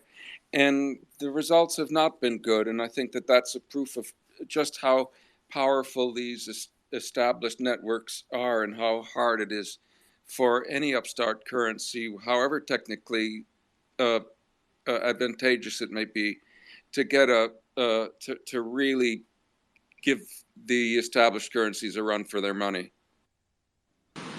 Now, the counter argument to that is, if you look right now at Bitcoin as a whole, and you look right now at fiat currency as a whole, you know what to expect with Bitcoin. You know what's happening. But I love the USA. I've always been a big advocate of the USA, and I want the dollar to do well, at least I historically have. But recently, the government's just been so bad that it shows you that even a currency as historically sound as the dollar can still have a 9% inflation rate that could lead significantly worse, because when we're 30 trillion in debt as a country, and on top of that, you have China now spending money like crazy on housing and potentially going into economic crisis over there. The biggest governments in the world, if even they have the chance to do inflation at that high of a rate, you kind of need to own some Bitcoin at this point, or some cryptocurrency like Dogecoin. Bitcoin, I think, is a little bit safer than Dogecoin. So, I mean, if you really need to hold a large percentage of your net worth in something, it should not be just Dogecoin or just Bitcoin. It should be diversified into crypto. Everyone should be holding some. You kind of have to at this point. If I can, Matt, but Matt, you're confusing two things, if I may. I'm not talking about Bitcoin as an investment. I'm not talking about it as a hedge. I'm talking about it as money. That is, as the preferred medium of exchange. And I must say the Bitcoin community is kind of slow on the uptake here. This is a standard definition economists have used forever for money. It's a generally accepted means of exchange. You pay for your food with it. You go you pay your laundry for it with it, and so on. It's everyday medium of exchange. And with respect to that, the investment advantages of Bitcoin are just one of the many technological advantages that simply by themselves can't make it become money. And that's been my criticism of Bitcoin. It has nothing to do with its merit as an investment, part of an investment portfolio, just as gold is part of an investment portfolio, or shares in companies or real estate. But that's not about whether it's becoming money or likely to become money in any major economy. That's where my skepticism comes in. All right, let me try and chime in from the Bitcoin side then, if I can. Yeah, please do. Simon, I will as well, but I would love to hear just Michael's overall criticism, because we heard Hector's, which is a more technical side, because he's on BSV. We heard there's more economic one. I'd love to hear Michael's first. It's probably going to be the more financial focused or economic focused as well, and then you and I will try to address those. And before Michael goes, I'll just do a real quick response to that. So that's why there are other cryptocurrencies as well out there if you want to be using them for a currency, and Bitcoin may not be the most set for that. I just want to add that real quick. So I would probably blend the two. I think that there's a combination of tech issues that hit into my criticism of Bitcoin, everything ranging from the energy consumption to the slow to the poor use experience that most users have 10 plus years into this experience. The legal issues associated with it, the inability to correctly police within the community fraud and identify bad actors within the system and figure out a way to punish them appropriately without the involvement of the state. Theoretical issues, anything that is purely limited with a growing population basically sets itself up for conditions under which you will have permanently rising interest rates and a concentration of wealth. Just mechanically, that's the way the system plays through. The starting concentration of wealth, while I understand that it was not technically pre-mined, the lack of awareness of Bitcoin and the lack of broad release has led to a level of concentration of wealth that is far worse than what exists in the current financial system. And the Bitcoin community often tries to point to the existing Bitcoin community and the concentration of wealth and saying it'll diffuse itself. But the reality is that you need to consider, given that roughly 19 million of the 21 million Bitcoin that is ever going to be mined has already been mined. The correct population set is the entire globe. It is not the number of users of Bitcoin currently. There's no real hope of resolving the concentration of wealth under those conditions. And then the last component is that it has an arbitrary release and mining schedule that actually mechanically is designed so that it can't take advantage of human ingenuity. One of the features of historical systems like gold is that if humans become more clever and more thoughtful, they can raise their wealth in monetary terms without encountering significant deflation. When you have that significant deflation, it abrogates or cuts off effectively one of the tools of economics and finance, which is the use of debt. So those would be the core of my criticisms. All right. Very well stated. Simon, you want to go first? And then because I actually started taking notes. I'm from my computer. I have like Notepad open.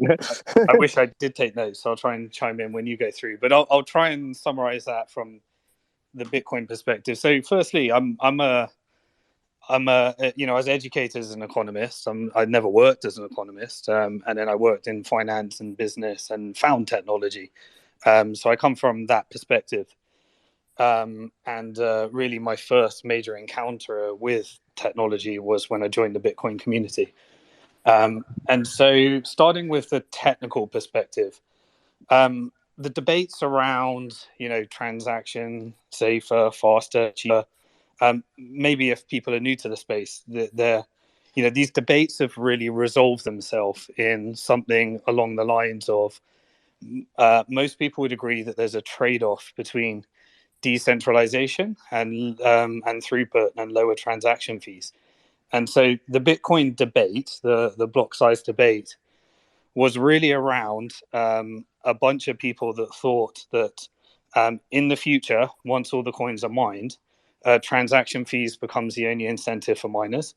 And so a fee market was developed in order to have longevity for this network.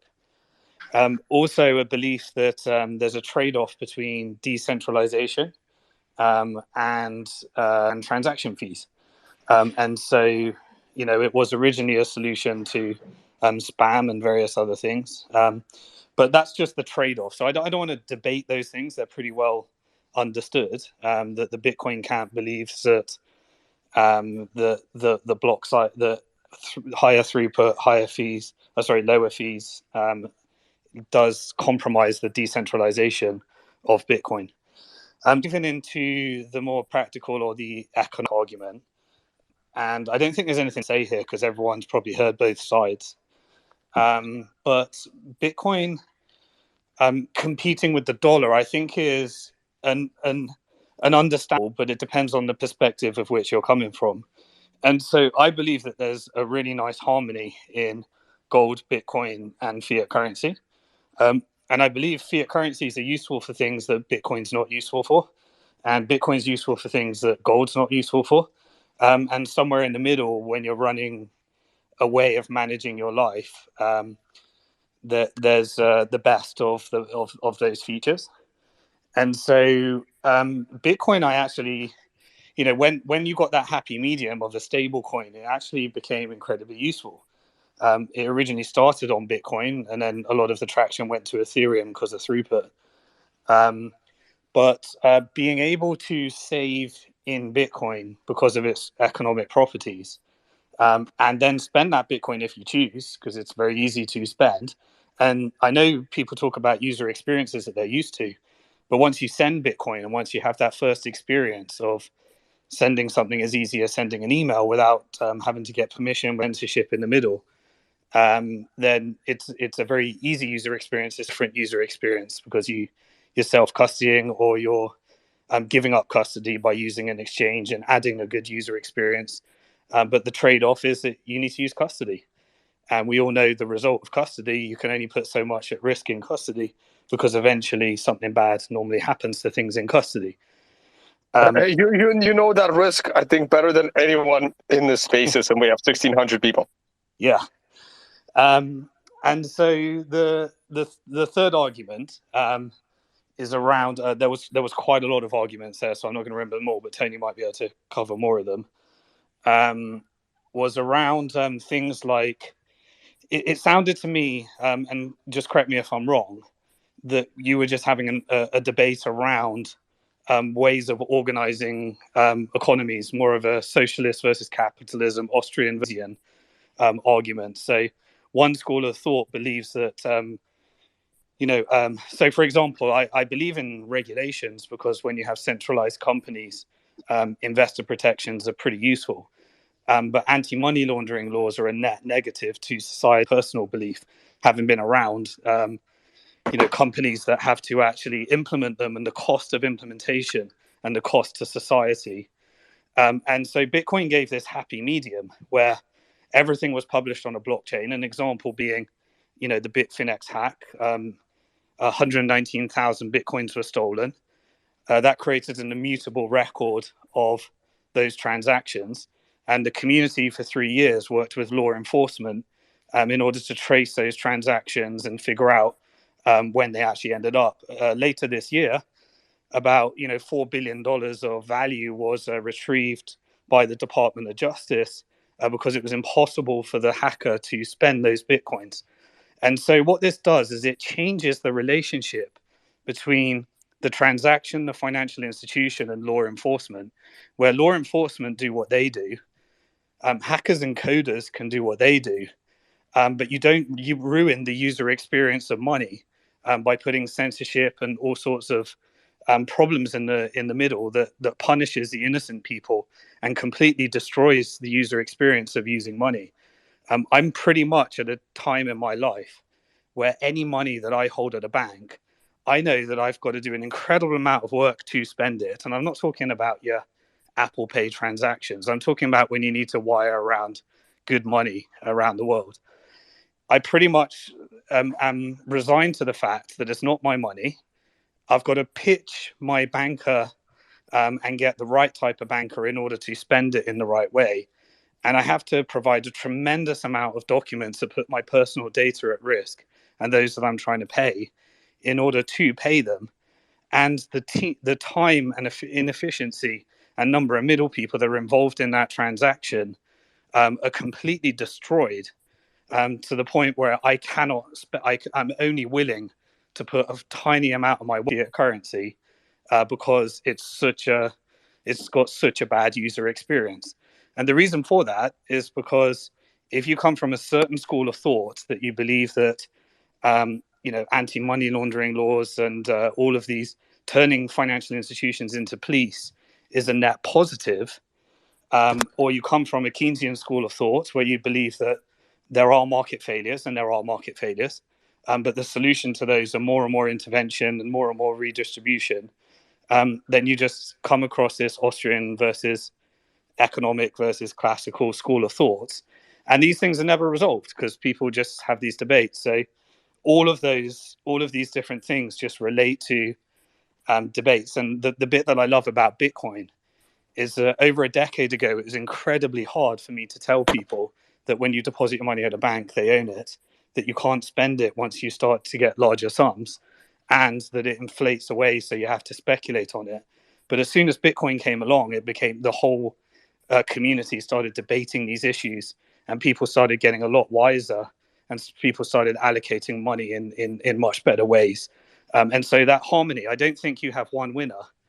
I think that you have an allocation dedicated to the different types of use cases that can fill that. And I don't think Bitcoin has to disrupt the dollar in order to be incredibly useful and have a massive market capitalization, give people an exit from the traditional financial system, and give everyone the ability to own their own money, spend their own money, and have a fixed supply if they choose.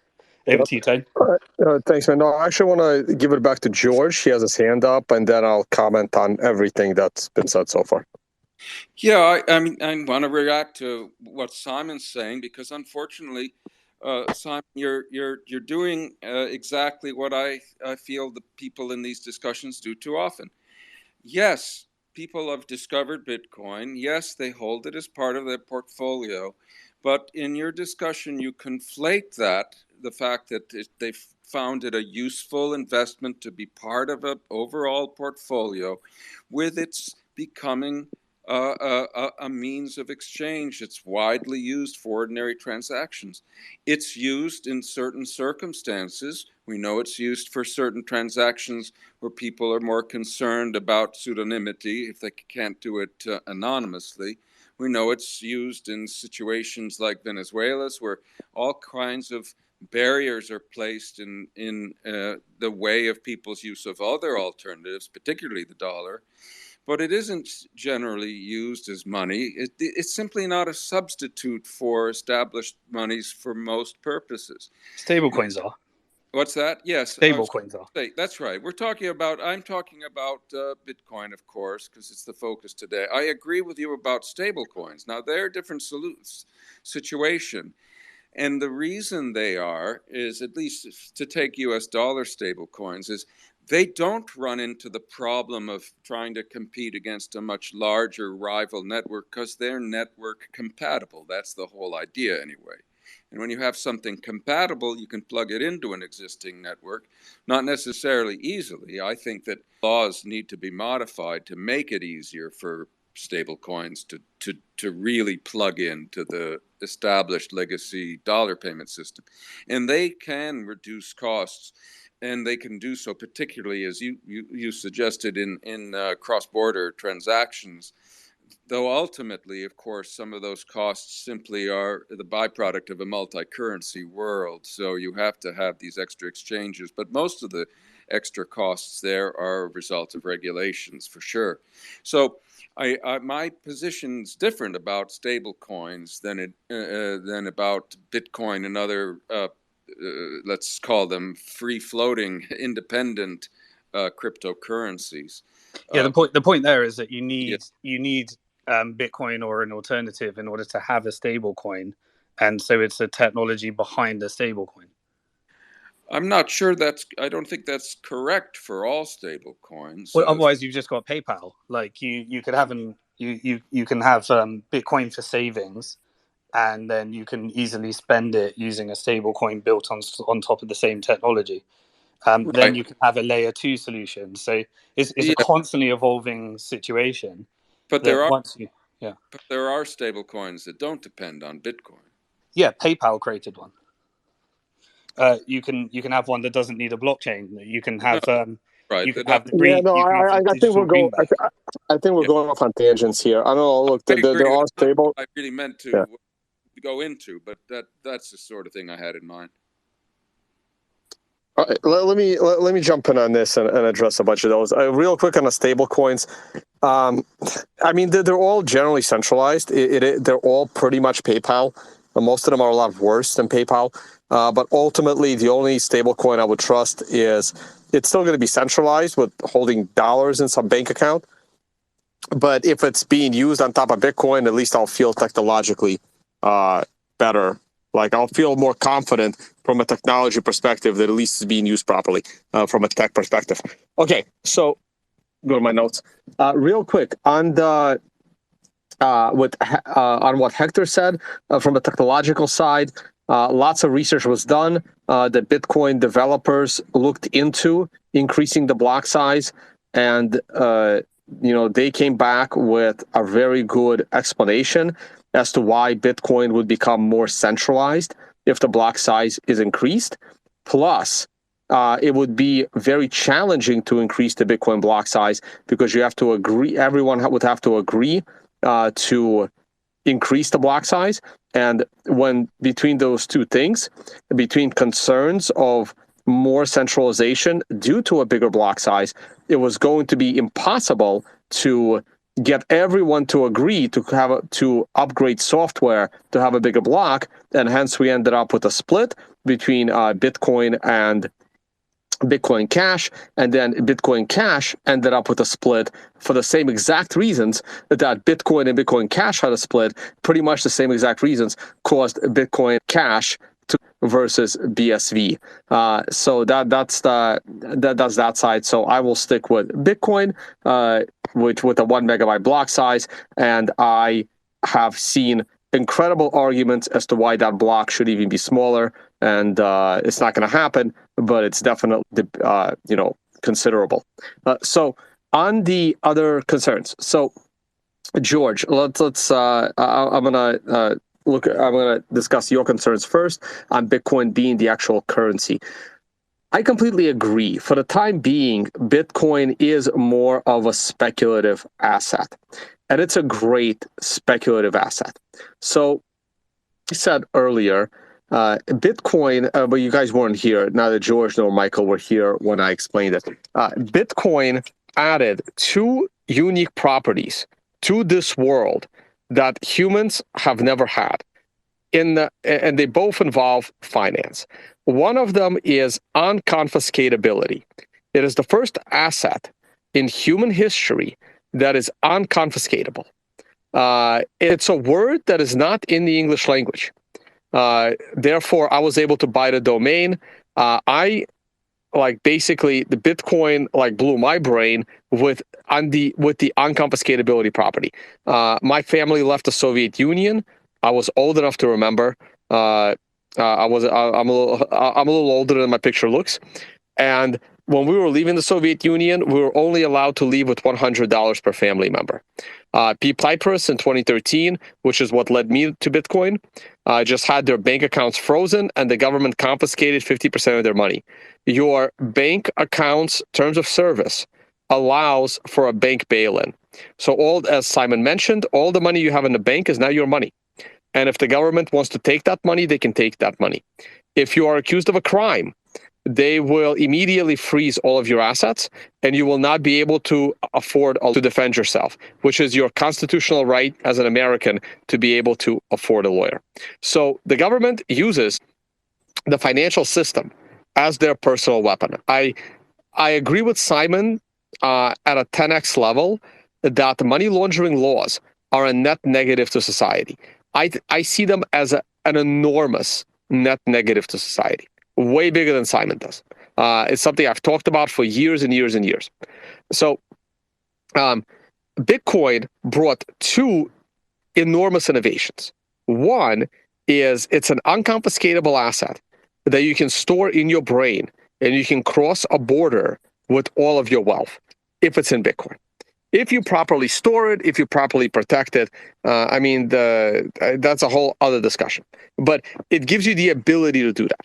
The other innovation that Bitcoin brought is a censorship-resistant payment.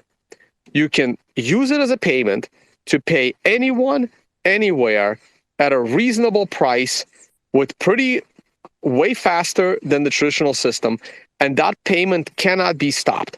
We can debate all day long whether these payments are good or bad, but from a technology perspective, you can now send money to the worst person in the world. I shouldn't say money. You now send something of value to the best person in the world, like a Mother Teresa, or the worst person in the world. Okay, at the moment, that's probably Putin. But the technology side of it allows you to do it. These are the two key innovations that add something new to the world. And these two innovations is what keeps Bitcoin from being an outright Ponzi. Just another virtual asset that you get to sell to another person for a higher price, making yourself wealthier. Without these two innovations, Bitcoin is just a Ponzi. This is consider every single crypto other than Bitcoin pretty much a Ponzi, because they don't add any kind of innovation to the world. Bitcoin second layer solutions can do everything Ethereum does. You can build your NFTs on there. Again, it's not very popular right now, but it will be. Next, the third thing that Bitcoin has is this finite supply of 21 coins. Now, that was more of Michael's concern. But as far as why isn't Bitcoin a great currency, Bitcoin is young. Yes, Bitcoin is 13 years old, but you have to ignore its first 3 years. At least its first 3 years, you have to ignore it. It was literally nothing. And the dollar wasn't much its first 100 years either. Okay? You have to give it more time. I understand that technologies scale fast and we want everything fast. The first iPhone wasn't great. Okay? Now it's even hard to innovate it, but you know what? We still use it. Half the world still uses an iPhone. Has it changed much from 2009? No. Can you live without it? Also no. Okay? So just because something isn't innovating quickly doesn't mean that it's not good. Doesn't mean that it's not useful. So can Bitcoin be this global currency? It probably can be, but not until the dollar falters. And in my view, the dollar will falter not because of too much, but because of a U.S. split. Eventually, the U.S. will split.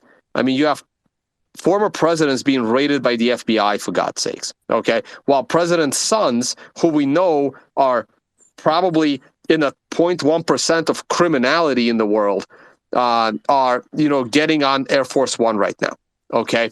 So I believe the U.S. will split, and that would be the final straw that breaks the dollar. And when that happens, Bitcoin becomes incredibly attractive to everyone. And it's very difficult for Bitcoin to be this perfect thing because, first of all, it's not a company. There's no CEO. There's no the single message explaining Bitcoin. And it's trying to change the entire world all at once. It is slowly showing that it can do everything better in the margins, okay? The two properties. Now, the third property is this finite supply of Bitcoin, which from an economic perspective is super scary because we need to adjust to a world of a gold standard and potential deflation. 3 generations of people have no idea how to survive in a non-inflationary world. Is it going to be an adjustment? Yes, a major one. How is credit going to be created? I have no idea at the moment. I've done brainstorming on this. I've posted on this.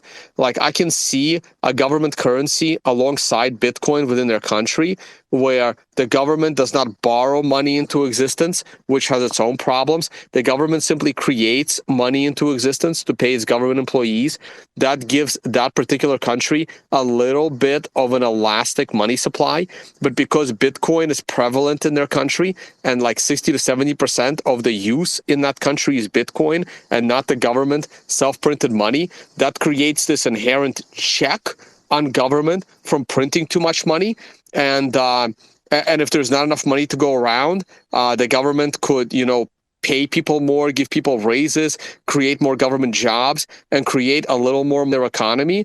And if the government starts to overdo it and they print themselves too much money, people that are getting this government money can immediately convert it into Bitcoin. And then that speck of money goes into hyperinflation. But because that speck of money is only 10% of an economy, it shouldn't damage the country and damage the economy. It just, shows that the government is not being responsible and it kicks that government out, replaces it with another government. But this is, again, a whole different discussion on how to live in a world if Bitcoin does become the world reserve currency with this finite supply of 21 million that scales on second layer solutions. Now, Michael, I know you have had that for a while. I'm just going to address your concerns real quick, and then I'll give you the floor. The proof of work mining and the environment. So I have a degree in geology. By the way, my background, I have a degree in geology. I have a degree in mathematics. I also have a master's in financial engineering. I worked on Wall Street for 10 years. I was at Bear Stearns during the collapse. I was a JP Morgan after that. Mostly, I've been involved in building risk models, working along with the quants, doing a lot of data stuff, SQL, queries. I understand databases super well. I can program, though I was never really good at it. I never did my CFA, but I used to just I used to look at CFAs. I'm like, holy shit, what the hell did you learn? When new CFAs came into the firm, no. If you have if you are naked, a single option in your portfolio is going to skew the risk in that portfolio to infinity. These simple things that CFAs just don't get. But CFA, FRM, Kaya, these are the exams I would have taken if I wasn't fucking lazy and I didn't have that master's in financial engineering. Anyway, and so the proof of work mining, yes, we have to burn electricity to secure Bitcoin. That is the price we will pay in order to separate government's ability to control us through money, to control us through inflation, to control how we spend, to control our money in the bank account. Proof of work mining is what makes everything work. That is the innovation. That is what makes Bitcoin decentralized. That is what allows Bitcoin to succeed. And if right now, proof of work mining takes up 0.1% of the world's electricity. And it's mostly electricity that would otherwise be wasted. Drying your clothes in dryers takes up more electricity than Bitcoin. Video gaming around the world probably takes up 10 times more electricity than Bitcoin. So to me, I hate the ESG narrative. I absolutely hate it. I think these people are pure evil. Okay, I love the environment. I don't even use straws. I always tell them to hold them. I'll drink it without a straw. But I love the environment. Okay, I keep my environmental blueprint down, but I also don't want to have to swim across the Atlantic Ocean, right? Because cutting down a tree releases carbon dioxide, all right, to build your boat. So I'm realistic about it. And to me, separating, the government from the control of money is so important that even if Bitcoin didn't take up 0.1% of all global energy, but it took up half of all the global energy, I would still be in favor of it. Okay, just like I'm in favor of flying across the Atlantic and not swimming. Okay, it will make life on Earth better. The more electricity we use, our life on Earth better. Yes, we should be conscious of the environment, but it should not be at the expense of lowering your standard of living. It should just be more efficient. Concentration of wealth. So yes, there is a few people that got into Bitcoin early that could become super, super wealthy if Bitcoin becomes very valuable. Now, the concentration of wealth in Bitcoin is a lot more decentralized than in any other shitcoin. Okay, so let's start there. Okay, so anyone from the altcoin camp, if it's any crypto other than Bitcoin, and they use the argument that Bitcoin is too concentrated, they are just outright lying, because any other crypto is even more concentrated than Bitcoin.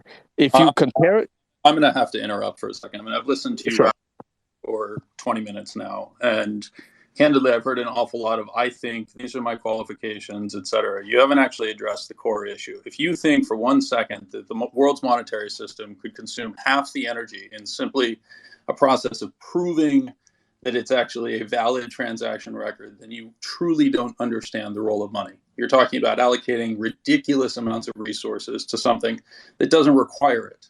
Right? The second component is you introduced that there were 2 unique properties associated with Bitcoin that introduced, and it's unconfiscatable and that it has censorship resistance. It has the exact opposite.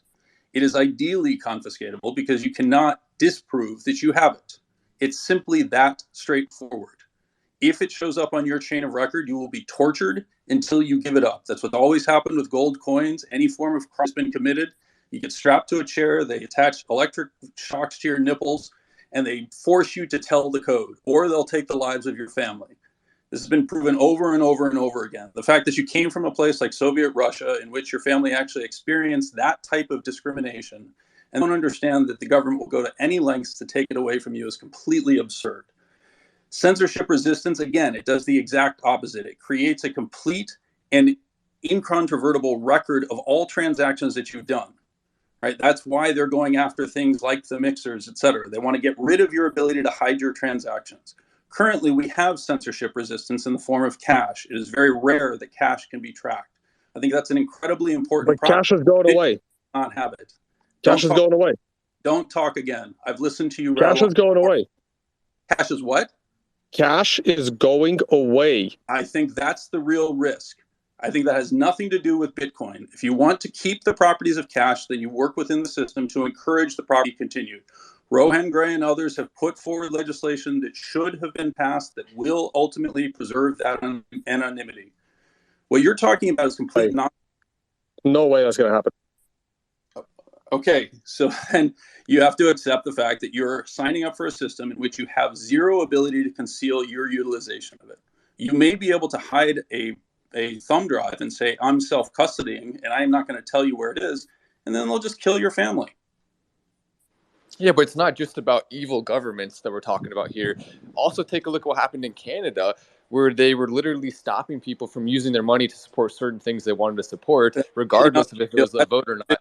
That's not the big issue. Michael, that's not how the world works, right? There will always, yes, there are still today countries that will do that to you, but you are basically advocating a world where every government does this, and that's not going to happen. And you know what? That concentration of wealth problem that you are so concerned about, when the first trillionaires are Bitcoiners, that kind of world will not happen. I am sorry, you're completely off the reservation on this. One, you have absolutely no way of knowing what a world looks like with Bitcoiners as trillionaires.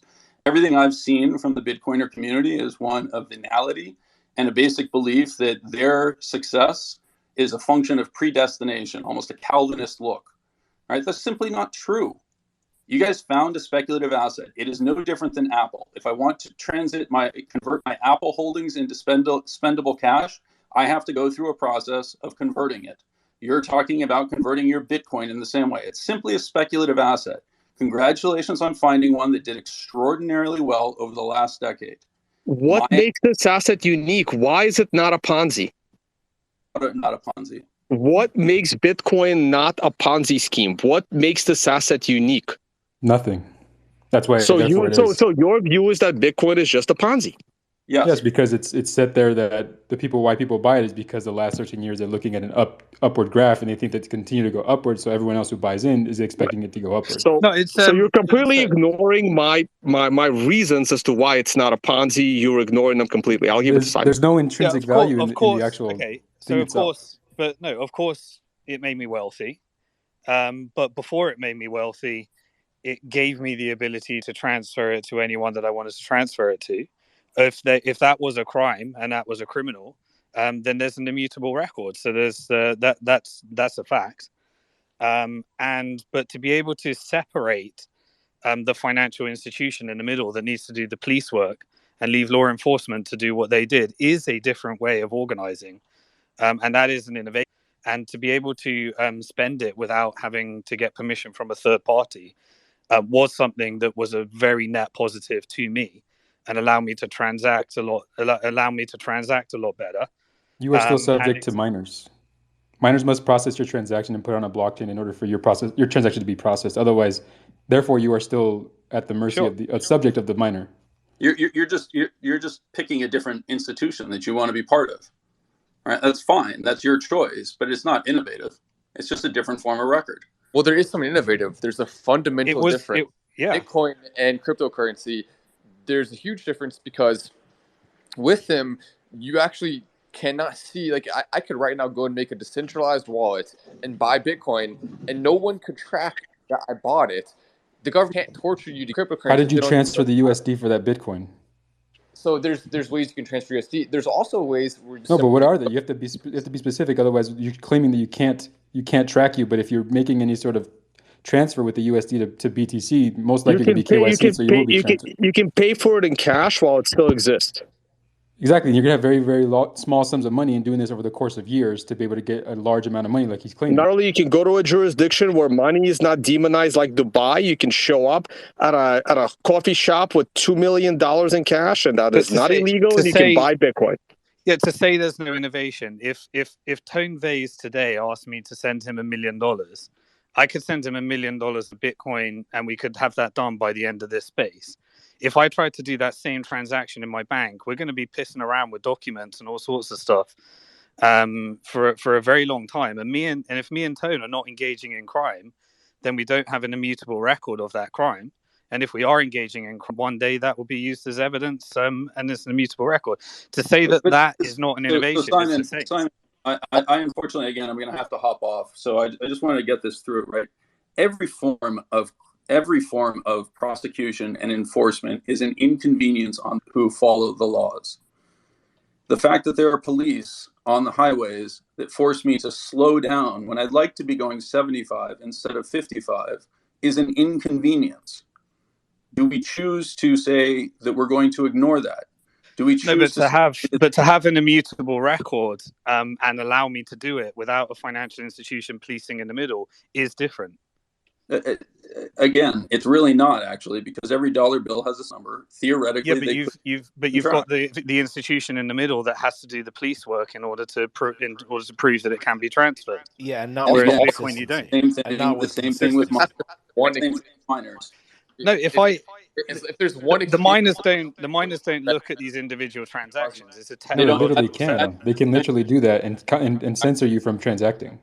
Yeah, the banks don't look at the individual transaction until they violate in some way, shape, or form. No, it's guilty until I run a financial institution that has to comply with these AML laws. Everybody's guilty until proven innocent. If I transact $11,000, they don't care. True. Yeah. Okay, so if I but transact, once you're in the above $10,000 club, it's a different game. okay, and how many people really in this world need to transact above $10,000? You may. Well, maybe if we had hard money and people could generate a wealth effect, and they weren't at the wrong side of inflation, then maybe more people could. Wait, so the wealth would not come from that. It would come from the speculation of moving that money over. This is a hard money versus non-hard money argument. If there would be more money in a hard money situation, is what you're suggesting. No, I'm not suggesting there would be more money. I'm just saying to give people the ability to save in money rather than having to speculate, and find alternative asset classes, and having money is a mechanism for more wealth distribution, for higher wealth inequality. But you can't even do that, because if taking like the Yugoslavia or the Soviet Union thing, that's like roughly 300 million people who were trying to basically move away from that. If all 300 million people used Bitcoin to do this, it would take them roughly 3 years to even make a transfer of money for them to be able to control. And that's still at the mercy of the mempool possibly being subject to any sort of centralist party stopping a miner from doing that processing. So to think that this is some sort of freedom way, like that's where your technical limitations come in and don't allow for economic prosperity. All right. Well, all I know, and I have experienced way more freedom in my life. I don't commit crime, and I've created lots and lots of immutable records of all my transactions. And if those crimes come back to bite me one day, then that's because I've committed some kind of crime in an immutable record. But in the meantime, there's no middle person that's got in the way of any of those transactions that's never stopped it. And I've been able to transact with people globally in a much, much more efficient way. I'm not saying that what you're doing is illegal. What I'm saying is that you are going to be part of the 600,000 because you're willing to pay the expensive fee, no matter how much it costs, because you've even said I've become wealthy because of this. Therefore, you have no issue. But what I'm saying is that the millions and the billions of people who you expect, or you're saying, to move to a hard money will never ever be able to use the benefits of a hard money, because there will always be 600,000 rich people who will be able to pay whatever they want to make a transaction. Everyone else will have to wait years. And that's the whole argument. And I'm not turning this into a layer 2 versus altcoin argument, but that's why those exist. And whichever side they you can't even do that. You cannot even use those because they are subject to the layer 1 capacity. If you want to get people, if you wanted to get the entire country of India into layer 2 and have them just transact on layer 2 forever and never come back to layer 1, but it would take 8 to 10 years to do. Why are we using a all or nothing argument? And the fact that Bitcoin exists doesn't mean that it shouldn't exist because fiat currency can fill in this. I don't believe that everything what you're arguing for is you're advocating for sound money and hard money for all, but the all can't ever use everyone it should have the choice globally of saving in sound hard money. I believe that they don't. They literally don't. I believe that's an innovation. Whether they do that with gold, or whether they do that with. But there's no technical limitation on the amount of gold you could buy, like in that capacity that you're technically limited. Like here, it's a literal limitation of 600,000 per day. And if you did that, extrapolate that with billions of people, the entire country of whatever you wanted to use, El Salvador, Nigeria, India, whatever, would take years just to do one transaction one time. Not even to account the idea they would buy multiple times. The challenge with the real challenge with this debate. George, go ahead. Sorry, let you go, Simon. I'll let George jump in. Yeah, sure. I hop off. Thank you very much, guys. I appreciate the invite. Appreciate it, man. Thank you so much for being here. Go ahead, Simon. Sorry, Simon, go ahead. Who's jump? Michael. Oh, yeah, George wants to jump in. Sorry. Well, I just wanted to say that, when we talk about large transactions, the reality is that most of the large transactions are done by people using conventional currencies, despite all the regulations and red tape. There's very, very little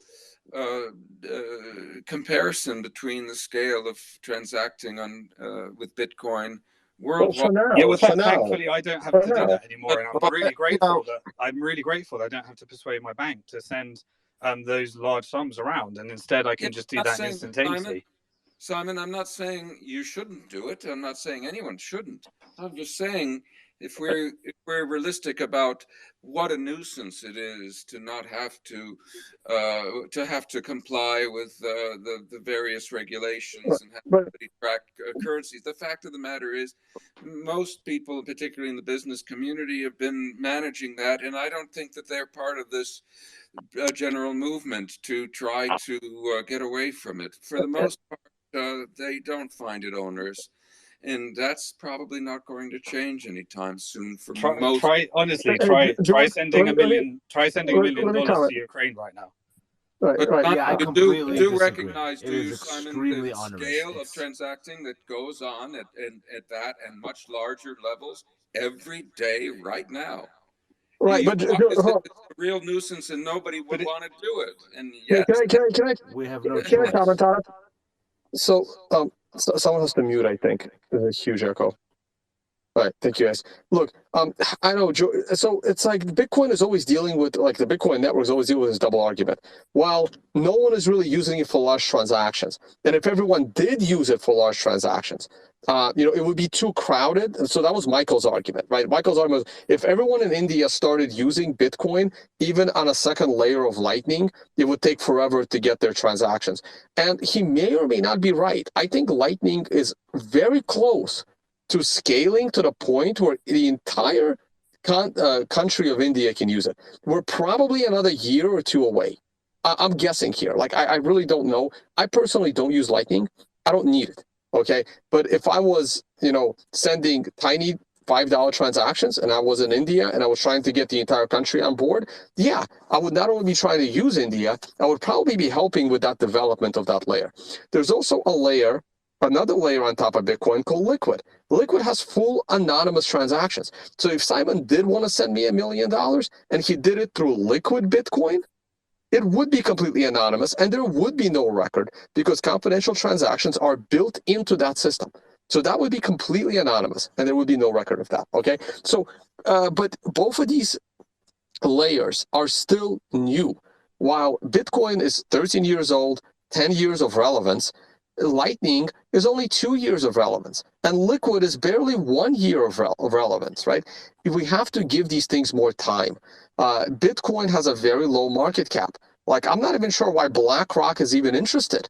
It is literally nothing for them, right? Like, one Bitcoin would have to be maybe $250,000 for it to be interesting. Maybe one Bitcoin has to be $1 million for it to be globally interesting because it is just not big enough. Like, big hedge funds shouldn't even be interested in Bitcoin right now because of its low market cap. Well, but hey, if they get in, great. They will bring Bitcoin to that $1 million. And Michael, I know he didn't like my 20-minute rant, but he completely ignored the fact that I explained why Bitcoin is not a Ponzi, and it was completely ignored. So yeah, I mean, he'll never be interested in Bitcoin because of that, because he sees it as just another Ponzi, and he doesn't recognize the innovation. And the innovation is proof of work. And I'm not saying I want to see Bitcoin use half the world's electricity. What I'm saying is the world would be better if it did, because it would mean that Bitcoin is really this unstoppable force, and everybody's using it, and it's useful. If that happens, if Bitcoin is taking up half of the world's energy, that means the world is using Bitcoin, and it did scale to the point where no government will ever control you with money. Guys, I'm going to have to jump off. Sorry, Tane. I think Michael's dropped off, so it might even up a bit. But thanks a lot for having me, and I'll see you on the next one. I appreciate being here, Simon. Thanks, Simon. So we've got another 20 minutes FT hour. I know a lot of people are waiting for an FT hour, but I think the points being made here, is it, so I got a question for you, George. Is it a matter of timing? Because a lot of the flaws or the concerns mentioned, not all of them, but most of them mentioned about Bitcoin are issues that are getting less and less concerning as Bitcoin evolves. Tone just made a point that Lightning Network in the next couple of years, 2 to 3 years, could solve one of the issues, which is scalability. Would you agree with timing being one of the solutions to the concerns currently being echoed about Bitcoin? Not really, because the real problem is the network problem. And it's not a technical problem. It's the fact that every transaction now in Bitcoin, almost all, it has to involve an ultimate conversion into some national currency. And that's what ultimately happens, except for those who are holding on to Bitcoin. They have a one-way transaction, of course. But if you want to transact, normally you're going to go back into the domestic currency. But George, you said have to. I'm sorry, you said have to. Why does it have to? No, I said normally people are going back into the domestic currency. And the reason for that is that the vast majority of people who have things for sale have not joined the Bitcoin network. They have not been prepared to accept or deal with or bother with Bitcoin. And so when you go to your local supermarket and deal with other things for the most, this local domestic national official currency is what people accept. These are network problems. And that I agree with you, George. I agree. Technology is going to change that point. Technological improvements don't change that. But you see it as a problem. You see it as a problem, but it's not a problem. The problem is what Michael said. If everyone around the world suddenly recognized Bitcoin as the future, and everyone decided to start using Bitcoin, the Bitcoin network would probably fail.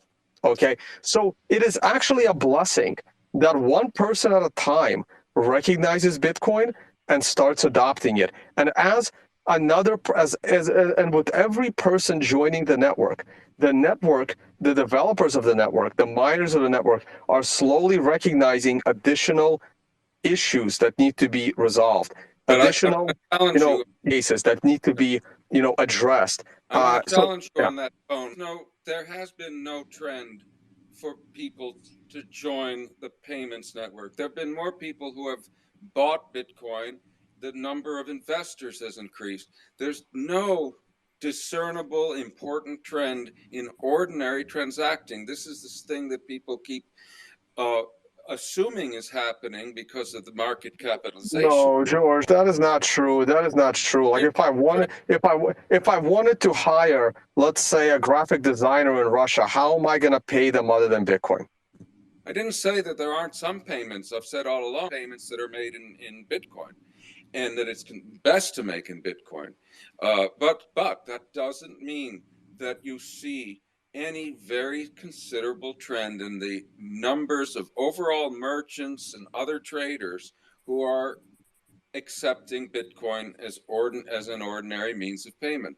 We can track that. We can look at the number. Here's the thing. It doesn't necessarily. It doesn't necessarily have to be a means of payment, right? All right, I'm put it out here. But I'm talking about the means of payment. If you want to talk about, I don't the question have is whether it's becoming a means of payment. That's completely wrong. That's wrong because there is normal transactions on a daily basis. If you come in to the crypto space knowing how this works, then you should be smart enough and do enough research to where you can access your cryptocurrency as payment.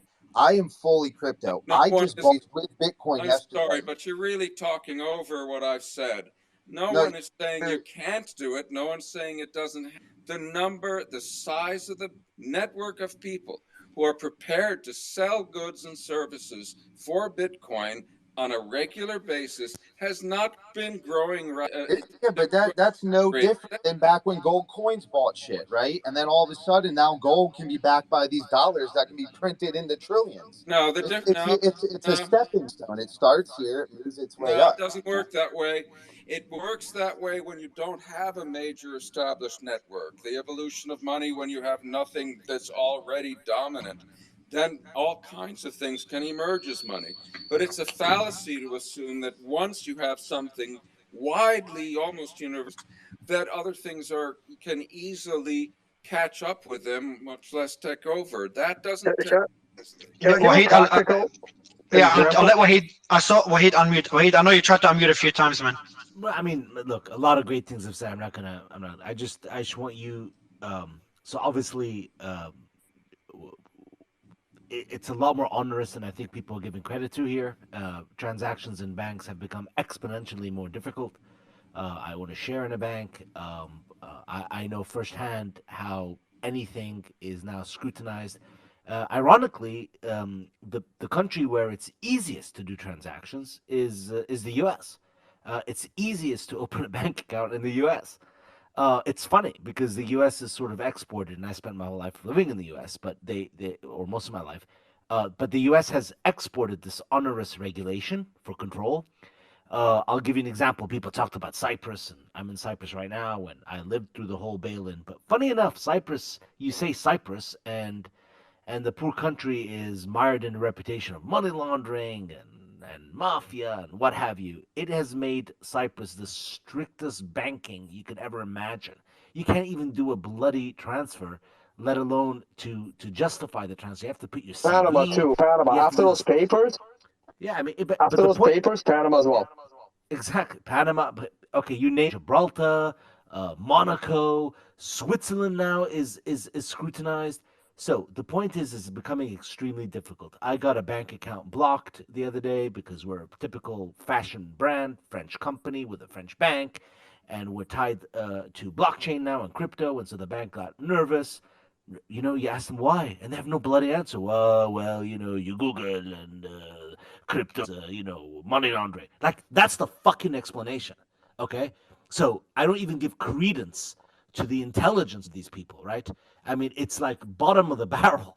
And so it is getting worse and worse. So I definitely love Bitcoin for the ability to make transactions. I'm not a speculator in Bitcoin, but my God, it's helping us get through the days. And for the gentleman, I believe it was Michael, who said, there's not enough transactions. I got to tell you, you look at the history of the world, you look at the last 600 years, you look at how currencies evolve, Bitcoin's actually been lightning fast in terms of adoption. Like, so it's been 10 years for crying out loud. And so when you actually have the perspective of how seismic, the gold standard was, and before that barter, and before that other things, gold and silver coins, it's actually been very, very fast. If I may, Faith, with all due respect, I've spent my career studying the evolution of money and written quite a lot about it. And what we've seen here, and by the way, I think it's fascinating, we've seen a type of new asset that the world has never seen before. We've seen it take on value and a great deal of value and become widely popular. And yes, we've seen it do some transacting. And I do say this is amazing. It's all amazing. But I don't think that means that that it's likely to become a dominant exchange media. I do want to concede one point which all of you have been raising correctly, and that is this. If anything can make Bitcoin become money, it's the incredible audacity of governments and the steps that they've been taking that can possibly make their own monies ultimately unattractive. Only governments could manage to do that with such well-established fiat monies. And that would be the one possibility apart from crack up hyperinflation. But unless governments fuck up that badly, and they are capable, I don't think that there's any natural momentum for Bitcoin to become most people's everyday exchange media in place of established monies. And that's because I don't think most firms are prepared to deal with it so far. And I don't know. George, I personally see that as inevitable. Like within the next decade, I see the dollar. I never thought this way. Like, I was always a dollar bull. I was always laughing at, the gloom and doom crowd saying the dollar will go into hyperinflation. I always saw that as a joke until 2020. And what happened in that election in 2020 and what's happening since that election of 2020, I just don't see how the U.S. will be a single country by the end of this decade. And if that happens, there goes the dollar. And what else is there besides Bitcoin? Well, mind you, it didn't get rid of the dollar last time we split. That's something you keep. Well, last time we didn't actually split. Okay, the last time people tried to split. And at that time, at that time, the dollar was not the world reserve currency. The pound was, so it wouldn't have mattered. Well, that's different, but it didn't destroy the dollar, was my point. I've got to cut off, folks, because I have a gym appointment. I've enjoyed it very much. Now, George, I have one before you go to the gym appointment, and I know a lot of people are waiting for NFT hour. I've got a question for you. We've debated Bitcoin. I'd love your take, and I know you're not completely against Bitcoin. You made a final point that governments could be the best thing to happen for Bitcoin. I think most people agree on this point. especially with what's happened over the last 3 years, 2-3 years. What's your take on all the other coins out there? Let's look at, I know I don't want to digress, or maybe actually it's a good point because we're going to move to NFTs very shortly, but have you looked into the NFT market? Do you see any utility to NFTs? The concept of the metaverse, that virtual world being open and decentralized, and people shifting their attention and their wealth to a digital world or a digital representation of the physical world. I don't want to, completely pivot suddenly, but I'd love your take on it. I'll only say that I think the possibilities are fascinating, and that I hope that innovation in that space will continue. I'm bullish on blockchain generally. I think there's a lot of applications apart from currency that have yet to be exploited, and many that have probably yet to be actually thought of. So I think that's all wonderful. In the currency space, I think there's a lot of potential for what you call PayPal type digital currencies for stable coins.